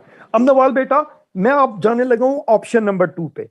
ऑप्शन नंबर 2 में है मेरा बच्चा, आईआर पार्ट 1 की मेरी और सर जाहिद की बुक अपनी है, नोआ पब्लिकेशन से। आईआर पार्ट 2 की मेरी और सर जाहिद की बुक अपनी है। अब मेरे बहनों भाइयों, पहले ये समझो कि हमने ये बुक लिखी कैसे। शीजा बेटा, जितनी एफपीएससी रिकमेंडेड बुक्स थी, हमने उन सारों का डेटा कलेक्ट किया, उसमें से प्लेजरिज्म को रिमूव किया, उसमें से कंट्रोवर्शियल बातों को रिमूव किया, उनकी लैंग्वेज को आसान किया, और सारी किताबों का हौश पौश हमने 2 किताबें बना दी। प्लेजराइज नहीं है, लेकिन इन दोनों किताबों में आपको A to Z her topic मिलेगा। सीक्वेंस वो होगा जो सिलेबस का सीक्वेंस है। पार्ट 1 पेपर 1 की बुक है, पार्ट 2 पेपर 2 की बुक है। इसमें स्कीमेटिक्स भी हैं, लेकिन सबसे इंपॉर्टेंट बात कि जो टॉपिक्स पाकिस्तान से एसोसिएटेड हैं, वहां पे हमने किसी वेस्टर्न स्कॉलर के ओपिनियन को नहीं लिखा। हमने एनडीयू, कायदे आजम, पंजाब यूनिवर्सिटी और नस्ट के पाकिस्तानी प्रोफेसर्स के रिसर्च पेपर्स को यूज किया। ठीक हो गया। तो जो मसले मैंने आपको बताए थे, ठीक हो गया, जो मसले मैंने आपको बताए थे उनको एड्रेस करने के लिए मैंने और सर जाहिद ने मिलके ये किताब लिख दी है। मैं आप लोगों को रिकमेंड करूंगा, जी जी साइमा बेटा, बुक रीडिंग जरूरी होता है मेरा बच्चा। Lecture can never cover book, वो आपको सिर्फ कॉन्सेप्ट्स देगा, लेकिन रीडिंग तो बुक से करनी है ना। तो मैं आप लोगों को रिकमेंड ये करूंगा कि आप लोग ऑप्शन नंबर 2 पे जाओ। लेकिन बाज लोगों के अंदर मेरी तरह बहुत सारे कीड़े होते हैं। ठीक हो गया। वो ये बात सुन के कहेंगे कि सर अपनी किताबों की मार्केटिंग कर रहे हैं, ठीक हो गया, अपनी किताबों को बेचने की कोशिश कर रहे हैं। तो मेरा बच्चा, आप लोग सर JWT की जितनी भी बुक्स हैं, प्रोफेसर जाहिद अजीज नहीं, डॉक्टर जाहिद, जो नोवा के अंदर आईआर के दूसरे टीचर हैं, ठीक हो गया मेरा बच्चा, JWT की जितनी भी बुक्स हैं वो नेट का कट कॉपी पेस्ट है। उसके अंदर कोई एफर्ट एस्टेब्लिश नहीं की गई, कोई कोहेरेंस एस्टेब्लिश करने की कोशिश नहीं की गई। बात समझ आई या नहीं आई? ठीक हो गया। तो आप अपने सीनियर से भी फीडबैक ले लो, आप ससी से भी पूछ लो, सर जाहिद से भी पूछ लो। अगर आप मेरे मशवरे पे चलोगे तो आप हमारी बुक्स ले लो। मैं करूंगा क्या कामिल, मैं जो टॉपिक तुझे पढ़ाऊंगा ना कामिल, मैं अपनी किताबों से तुझे पेज नंबर्स बता दूंगा। ठीक हो गया। तूने उस टॉपिक को तैयार करने के लिए उन पेज नंबर्स की जस्ट 1 टाइम रीडिंग कर लेनी, जस्ट 1 टाइम रीडिंग कर लेनी है। ठीक हो गया। बाकी मैं पेपर अटेम्प्ट करने की तरीकेकार, पढ़ने के तरीकेकार, स्ट्रेटेजी मैं तुम लोगों को बाद में बताता हूं। तो मेरे बच्चों, तुम लोगों की मर्जी तुम ऑप्शन 1 पे चले जाओ, तुम लोगों की मर्जी तुम ऑप्शन 2 पे चले जाओ। मैं तुम लोगों को बरादराना मशवरा दूंगा कि 1 बुक सॉल्यूशन पे जाना है, ईज ऑफ रीडिंग पे जाना है, पॉइंट ऑफ व्यू पे जाना है, और synergy of lecture and book content के ऊपर जाना है। तो हमारी किताबों के ऊपर आ जाओ। इंशाअल्लाह ताला 12वीं क्लास में तुम खुद बोलोगे कि सर आपकी किताबें बेहतर है। ठीक हो गया? आई होप सो मेरे बच्चों को सोर्सेस का पता चल गया कि आपने ये सब्जेक्ट पढ़ते हुए किन सोर्सेस को फॉलो करना है। यहां तक कॉन्सेप्ट क्लियर हो गया? अनीजा बेटा, यहां तक कॉन्सेप्ट क्लियर हो गया? मैंने आप लोगों को सोर्सेस, सिग्निफिकेंस, स्कोरिंग और सोर्सेस बता दिए। ठीक है जरीन बेटा, मैं ये बताता हूं। ठीक है बच्चों, वो राफिया बेटा, पेपर 2 में कुछ करंट अफेयर्स के क्वेश्चन आते हैं ना, तो सर फरीद का मैगजीन आता है नोवा के अंदर। तो मैंने वो नीचे ऑप्शन ये बताइए कि आप सर फरीद का मैगजीन पढ़ोगे तो आईआर के साथ ही करंट अफेयर और आईआर के कंटेम्प्रेरी क्वेश्चंस भी क्लियर होते जाएंगे। ये सर फरीद का मैगजीन है, इसका जो को ऑडिटर वो मैं हूं। ठीक हो गया? तो आप करंट अफेयर्स की भी पैरेलल आईआर के साथ तैयारी करना चाहते हैं तो आप सर फरीद के मैगजीन के ऊपर जंप कर सकते हैं। ठीक हो गया मेरा बच्चा? आई होप सो यहां तक सब लोगों को कॉन्सेप्ट क्लियर हो गया। ठीक हो गया? अब दिलावेश बेटा, मैं आगे चलने लगूं। मेरा बच्चा अगली बात जरा समझिए। बच्चा, कोई फिक्स फ्रीक्वेंसी नहीं है। ठीक है, कोई फिक्स्ड फ्रीक्वेंसी नहीं है। ठीक है, कभी 2 आ जाते हैं, कभी 3 आ जाते हैं। बेसिकली सर फरीद का आइडिया ये है कि जितने उस साल के इंपॉर्टेंट टॉपिक्स हैं हमने सिर्फ वो कवर करने होते हैं, हमने पैसे नहीं कमाने होते। बात समझ आई या नहीं आई? तो हमारा JWT के मॉडल की तरह का नहीं है कि 92 पेजेस का मैगजीन हो जिसके अंदर से 46 पेजों पे सिर्फ एडवर्टीजमेंट हो और टॉपिक कोई भी कंप्लीट ना हो। ठीक हो गया? तो जितने सर मैगजीन उतने इश्यूज निकालते हैं जितने वो समझते हैं कि टॉपिक्स इंपॉर्टेंट है। ठीक हो गया? आई होप सो मेरे बच्चों को ये कॉन्सेप्ट समझ आ गया। ठीक हो गया? अब मेरे बहनों भाइयों, आखिरी चीज के ऊपर चले जाते हैं, वो है सब्जेक्ट की स्ट्रेटेजी। आपने क्या स्ट्रेटेजी इस्तेमाल करनी? बच्चों ये समझाऊं?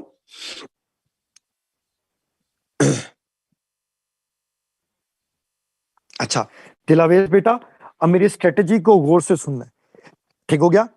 रफिया बेटा, एक दिन कोई करंट अफेयर नहीं, कोई पाक अफेयर नहीं, कोई जनरल नॉलेज नहीं, कोई अखबार नहीं, कोई जानू नहीं, कोई हैंग आउट नहीं, एक रोज मेरा होगा।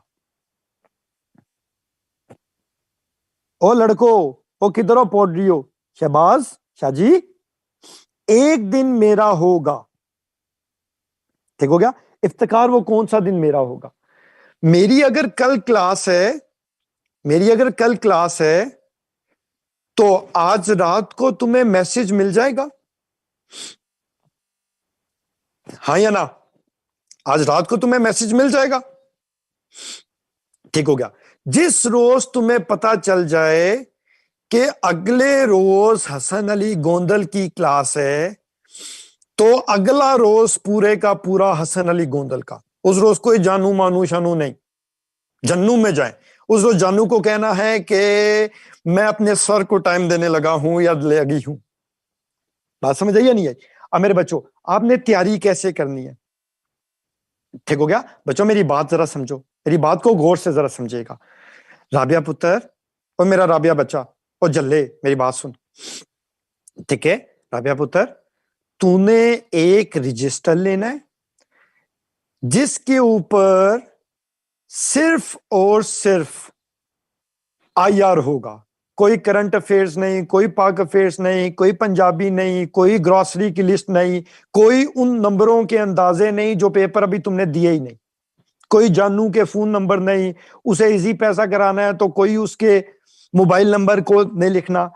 एक डेडिकेटेड रजिस्टर हसन अली गोंदल का। ये पॉइंट क्लियर हो गया अस्मा बेटा? हिजा पुत्र, ये पॉइंट क्लियर हो गया? अब अस्मा पुत्र, तू क्या करेगी? जो कुछ मैं क्लास में पढ़ाऊंगा तू उस रजिस्टर पे नोट करेगी। पहला पॉइंट क्लियर? पहला पॉइंट क्लियर? जो कुछ मैं पढ़ाऊंगा, अच्छा देखो मेरे बच्चों, देखो इफ्तिखार, जब मैं कोई नया टॉपिक शुरू कराऊंगा ना, इफ्तिखार मेरी जान प्लीज जरा समझिए ये बात, जब मैं कोई नया टॉपिक शुरू करवाऊंगा ना साइमा पुत्र, तो उसकी क्लियर कट नई स्लाइड आएगी। ठीक हो गया? उसकी एक क्लियर कट नई स्लाइड आएगी।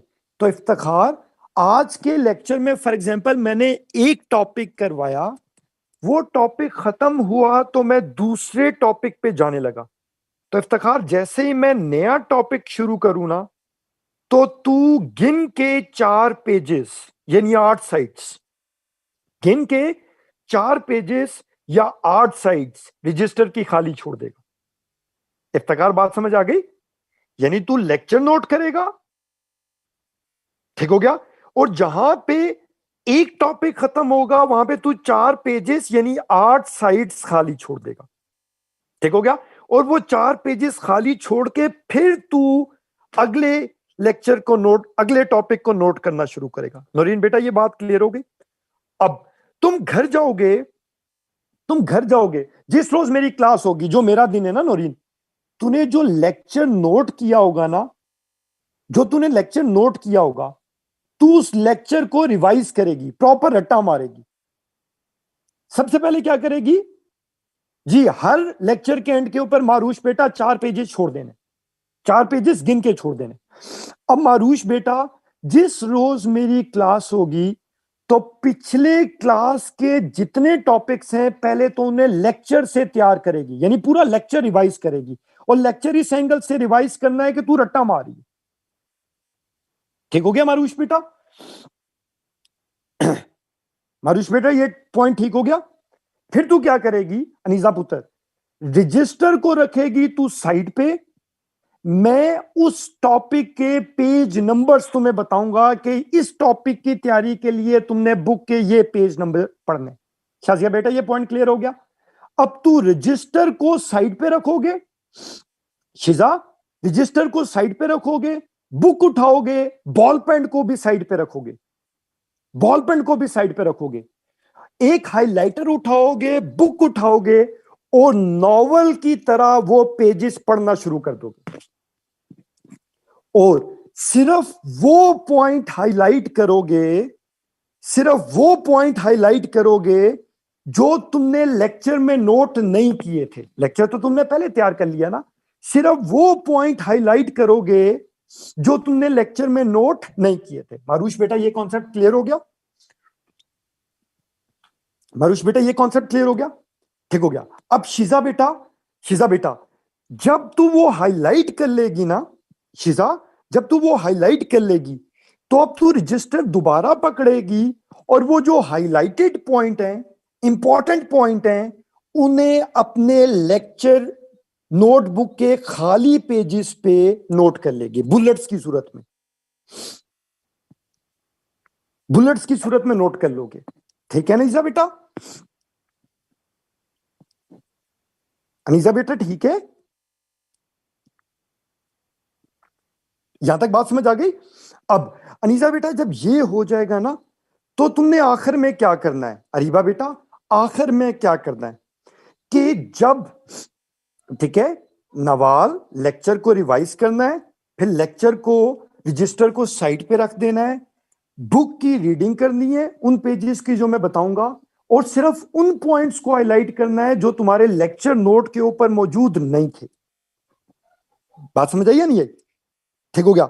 जो हाईलाइटेड पॉइंट होंगे वो बाद में तुम अपने खाली पेजेस के ऊपर नोट कर लोगे। यहां तक मेरे बच्चों को बात समझ आ गई? अरीबा बेटा, यहां तक बात समझ आ गई? अब आयशा बेटा, क्या करना है कि आखिर में जो तुम्हारी थोड़ी सी स्पेस बच जाएगी ना, 2-3 पेजेस बच जाएंगे, अनीसा तुमने उस टॉपिक की एक आउटलाइन बना लेनी है। मनाहिल, आउटलाइन कैसे बनेगी?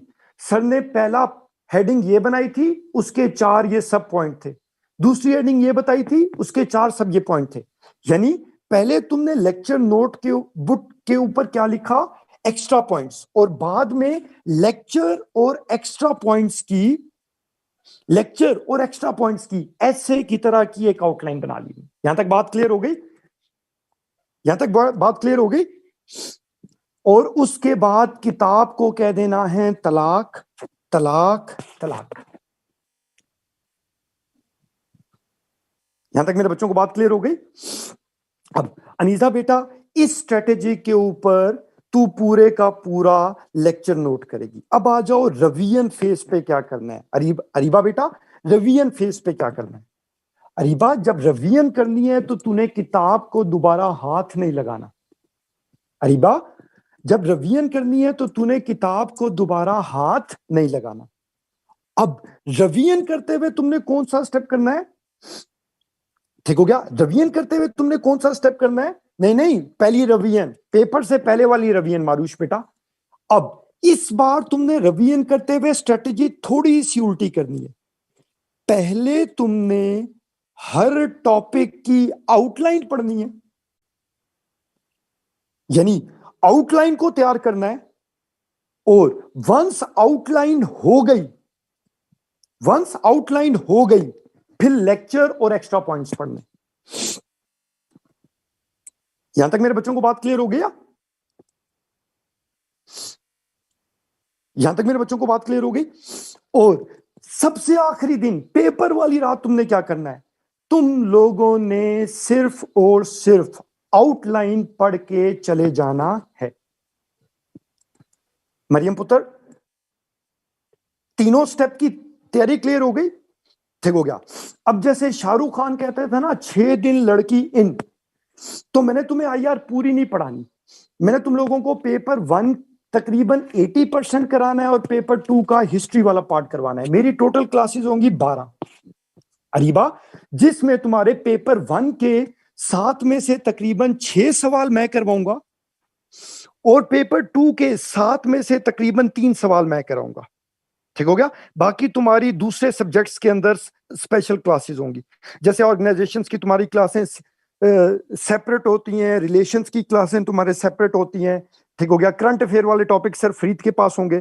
तो पेपर 1 में 7 में से 6 सवाल तकरीबन मेरे पास हैं और पेपर 2 में से 7 में से 4 सवाल मेरे पास है। अब नवाल पुत्र, मेरी क्लासेस कितनी है? नवाल पुत्र, मेरी क्लासें कितनी है? 12। तो तुमने आईआर की तैयारी कितने दिन में करनी है?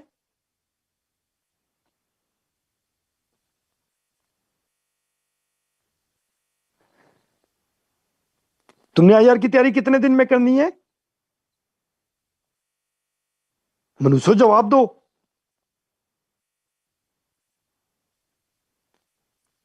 बारह दिन में। गुड शाबाश, गुड शाबाश। यानी 24 दिन में। क्यों असमा?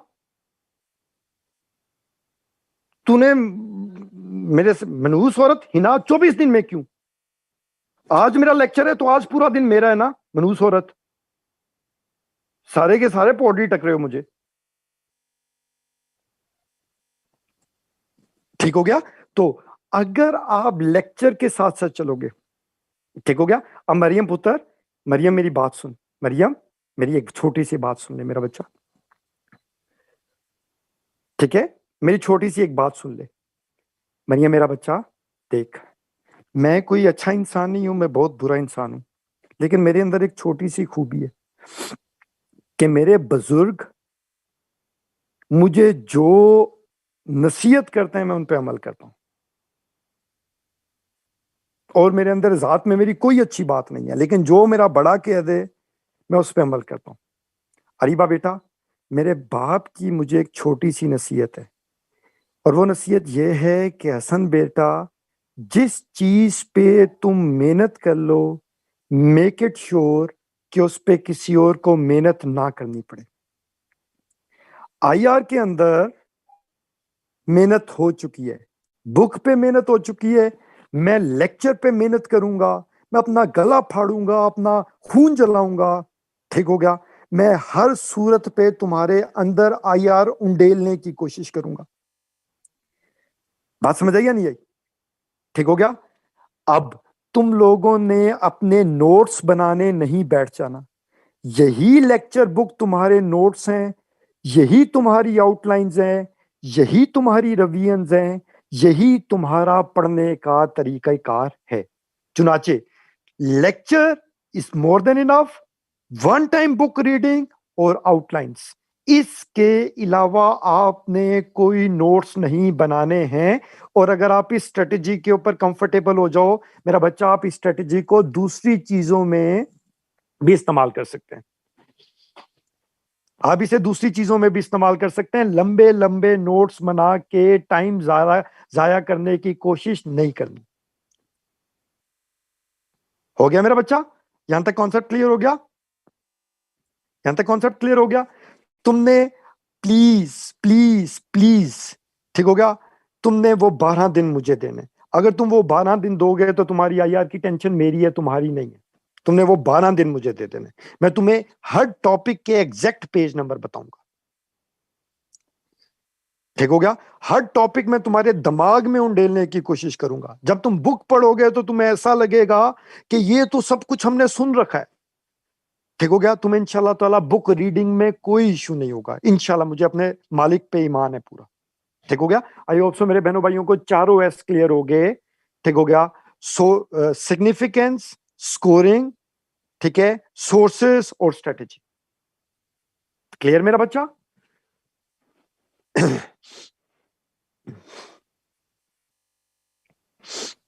अच्छा, अब अरीबा बेटा अगला सवाल।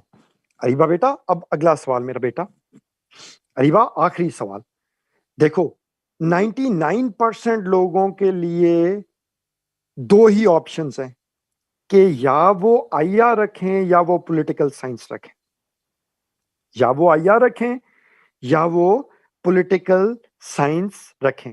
इसके अलावा और कोई ऑप्शन नहीं है तुम्हारे पास। यहां तक मेरे बच्चों को बात समझ आ गई? आपने या आईआर रखनी है या पॉलिटिकल साइंस रखनी है, आपके पास और कोई ऑप्शन नहीं है। तो मैं तेजी से तुम लोगों को आईआर और पॉलिटिकल साइंस में कंपैरिजन दे देता हूं। ठीक हो गया? और ये कंपैरिजन तुमने कहीं नहीं सुना होगा, मैं डिटेल्ड कंपैरिजन दे देता हूं। ठीक हो गया मेरे बहनों भाइयों? इसके बाद तुम लोगों ने एक इन्फॉर्म डिसीजन लेना है नौरीन बेटा। दिस इज द मसला ऑफ योर कैरियर। ठीक हो गया हिना बेटा? अब पॉलिटिकल साइंस, मेरी बात जरा समझी, political science versus IR, political science versus IR, दो ये। पहला क्राइटेरिया है कोर्स का साइज। कोर्स का साइज, पॉलिटिकल साइंस का कोर्स का साइज ज्यादा है, आईआर का कोर्स का साइज कम है। ठीक हो गया? चुनाचे अगर कोर्स साइज की बुनियाद पे पिक करना है तो पिक आईआर। पहला क्राइटेरिया समझ आ गया? अगर मैं नंबर ऑफ डेज की बात करूं तो विद एकेडमी आपको पॉलिटिकल साइंस की तैयारी में 40 से 45 दिन लगेंगे। 40 से 45 दिन लगेंगे विद रिवीजन। जबकि आईआर के अंदर एकेडमी के साथ विद रिवीजन आपको, ठीक है, मैक्सिमम 25 से 30 दिन लगेंगे। विद एकेडमी बात करो। ठीक हो गया? तो अगर आपने टाइम सेविंग स्ट्रेटेजी के ऊपर जाना है तो गो फॉर आईआर। पहला क्राइटेरिया क्लियर हो गया?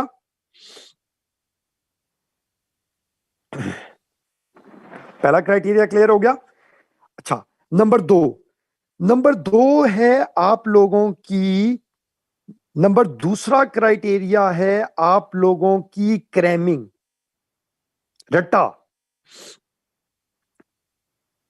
नंबर दो है आप लोगों की क्रैमिंग। पॉलिटिकल साइंस इज 100% रट्टा।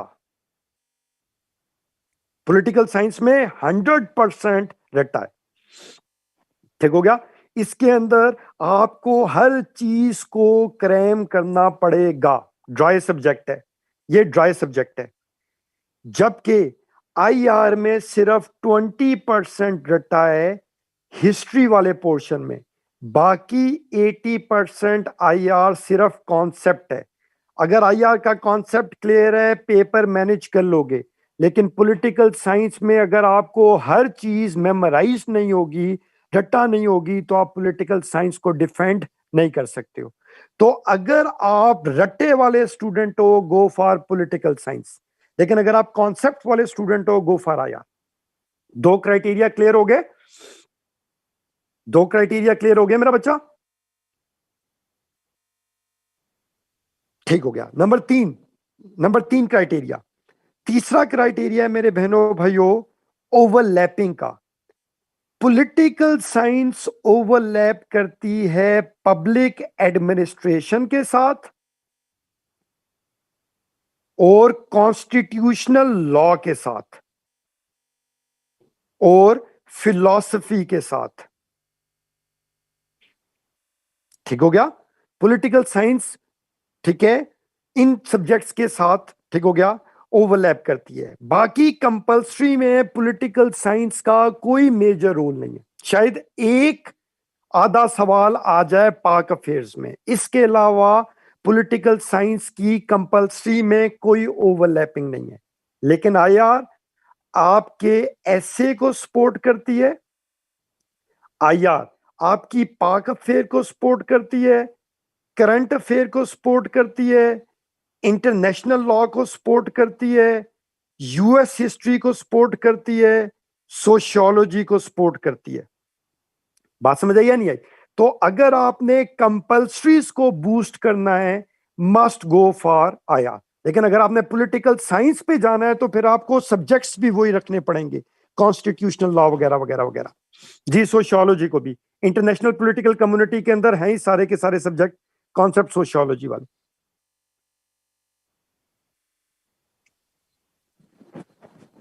यहां तक मेरे बच्चों को बात समझ आ गई? यहां तक तीन क्राइटेरिया समझ आ गए?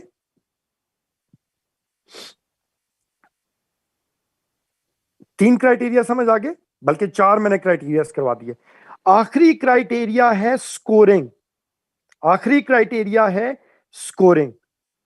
तो पॉलिटिकल साइंस में ऑन एन एवरेज स्कोर आता है 115 से 120 और ये स्कोर 140 प्लस भी क्रॉस करता है। जबकि आईआर के अंदर आपका एवरेज स्कोर आता है 95 टू 105 और ये मेजॉरिटी केसेस में 125 क्रॉस करता है। तो स्कोरिंग के ऊपर जाना है तो go for political science. IR में स्कोर कम आता है, पॉलिटिकल साइंस में स्कोर ज्यादा आता है। यहां तक मेरे बच्चों को कॉन्सेप्ट समझ आ गया? आईआर में स्कोर कम आता है, पॉलिटिकल साइंस में स्कोर ज्यादा आता है।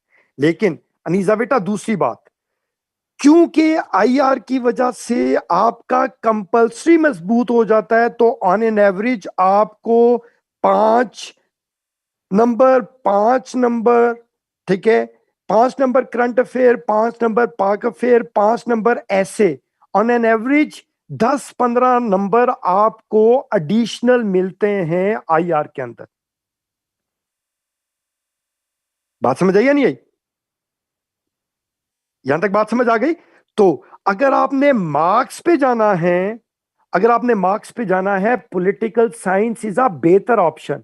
लेकिन अगर आपने ओवरऑल पैकेज पे जाना है तो पॉलिटिकल साइंस की बजाय आईआर रखो, वो ज्यादा इंपॉर्टेंट है। ठीक हो गया? लेकिन ये बात याद रखिएगा कि पॉलिटिकल साइंस में आपका टाइम और क्रैमिंग बहुत ज्यादा है।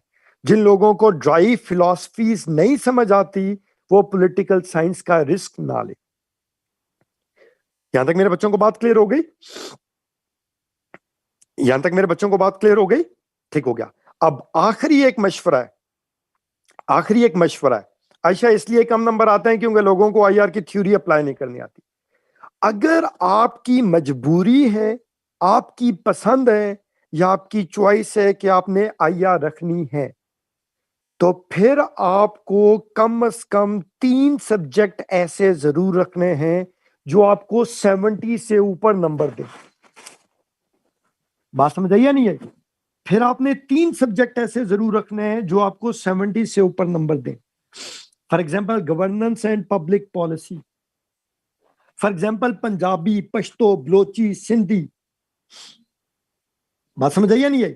सोशियोलॉजी नंबर नहीं देती कोई खास, ठीक है। बिजनेस हेड अगर एमबीए का बैकग्राउंड है लाजमी, लाजमी। बात समझ आई या नहीं है? फिर आपने सर फरीद वगैरह से डिस्कस करके, yes criminology is good scoring subject, फिर आपने सर फरीद लोगों से डिस्कस करके आप लोगों ने 3 सब्जेक्ट ऐसे लेने हैं जो आपको 70 से ऊपर नंबर दें, ताकि जो आप लोगों का आईआर में 10-15 नंबर, 15-20 नंबर का स्कोर कम आए, वो वहां से कवर हो जाए। यहां तक मेरे बच्चों को बात समझ आ गई? बच्चों मैं सब्जेक्ट सिलेक्शन नहीं करवा रहा, मैं सिर्फ तुम्हें क्राइटेरिया बता रहा हूं, तो मेरे से ऐसे पुट्ठे सवाल ना पूछो। जो सर आतिफ, जो सर अली, जो सर फरीद ने बनाया है वो फाइनल से है। Sir Atif, sir Farid, sir Ali से बड़ा कोई माइक लाल यहां पे एग्जिस्ट नहीं करता, बाकी सारे मौसमी परिंदे हैं। जी जी जी जी जी दिलावेज बेटा, बिल्कुल। यहां तक मेरे बच्चों को बात समझ आ गई? ठीक हो गया। तो ओवरऑल आपके आईआर के बेनिफिट ज्यादा हैं और पॉलिटिकल साइंस के बेनिफिट कम हैं, लेकिन अगर आप आईआर में जान मारोगे, स्पेशली आईआर का एनालिसिस बिल्ड करना आ गया, तो आपका ये पॉलिटिकल साइंस और आईआर के दरमियान नंबरों का मार्जिन भी कम हो सकता है। ठीक हो गया। लेकिन आईआर रखना है या नहीं रखना, किसी अच्छी जगह से आईआर पढ़ो जरूर, क्योंकि ये एक्चुअली आपको सीएसएस के इम्तिहान में ओवरऑल आपकी क्वालिटी को बूस्ट करेगा।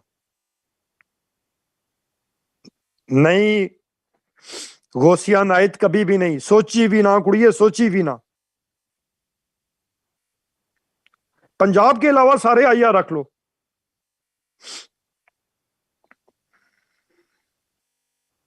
यही बोला दिलावेज, ठीक है।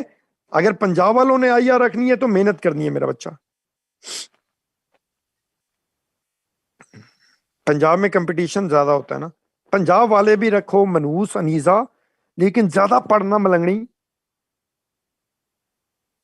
पूरी कहानी समझ आ गई? फेल नहीं होता दिलावेश। केपी का वाले अपने ऊपर मट्टी का तेल छिड़के और अपने आप को आग लगा ले।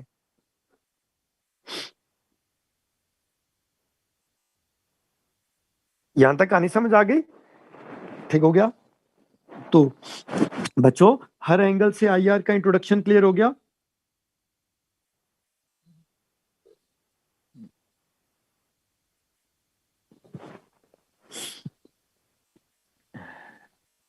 चरीन बेटा, मैं मंडी बहुत दिन से बिलोंग करता हूं। बच्चों सारी एम्बिग्विटीज क्लियर हो गई? अरे मेरी माँ, चौकस हो गया माहौल, कुपियां टून।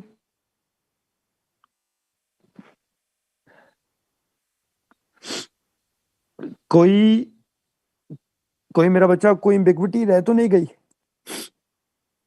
नहीं जरीन बेटा, लाजमी तो नहीं है। दिलावेज मतलब बंदे की शक्ल ना अच्छी हो, बंदा कोई बात की अच्छी कर लेता है।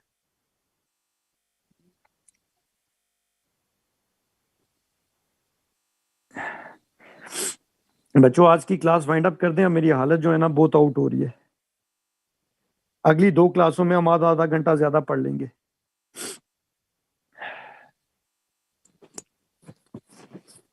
बच्चों मुझे सिर्फ ये बता दो कि तुम्हें आईआर की इंट्रोडक्शन, एम्बिग्विटी सारी की सारी क्लियर हो गई? कोई डिस्कशन करनी है तो मैं हाजिर हूं।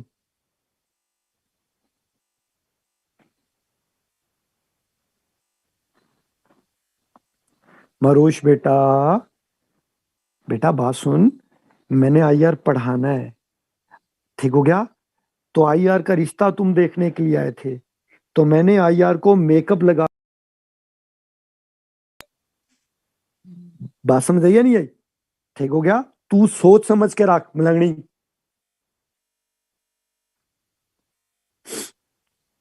वाह नवीद साहब, आप पहली दफा बोले और आपने जुगत मार दी, टॉन्ट मार दिया, भाषण था। साले मैं भाषण दे रहा हूं तुझे।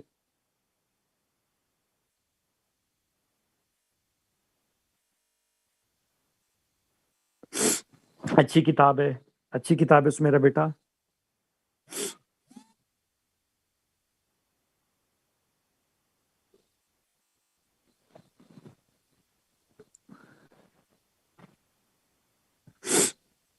तारिक ये तुम्हारी बदकिस्मती है, नोवा क्या यार के बेस्ट टीचर जाहिद भाई हैं।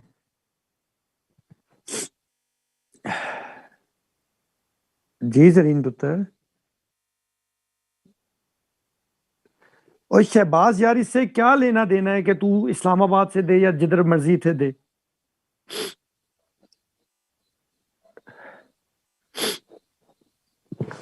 हुजैफा बेटा नई रीडिंग करनी है। शाजिया बेटा वो नोवा के अंदर पढ़ाते हैं जाहिद भाई, लेकिन क्योंकि नंबर ऑफ बैचेस बहुत ज्यादा होते हैं तो जो सब्जेक्ट्स हैं, बैचेस हैं, वो मेरे और उनके दरमियान डिस्ट्रीब्यूट होते हैं। तो तुम्हारी बदकिस्मती बेटा, जाहिद भाई एक कमाल के टीचर है, मैं उनके सामने खाक भी नहीं हूँ। क्लियर हो गया मेरा बच्चा? नहीं नहीं नवीद, मैंने माइंड क्यों करना है मेरा बच्चा।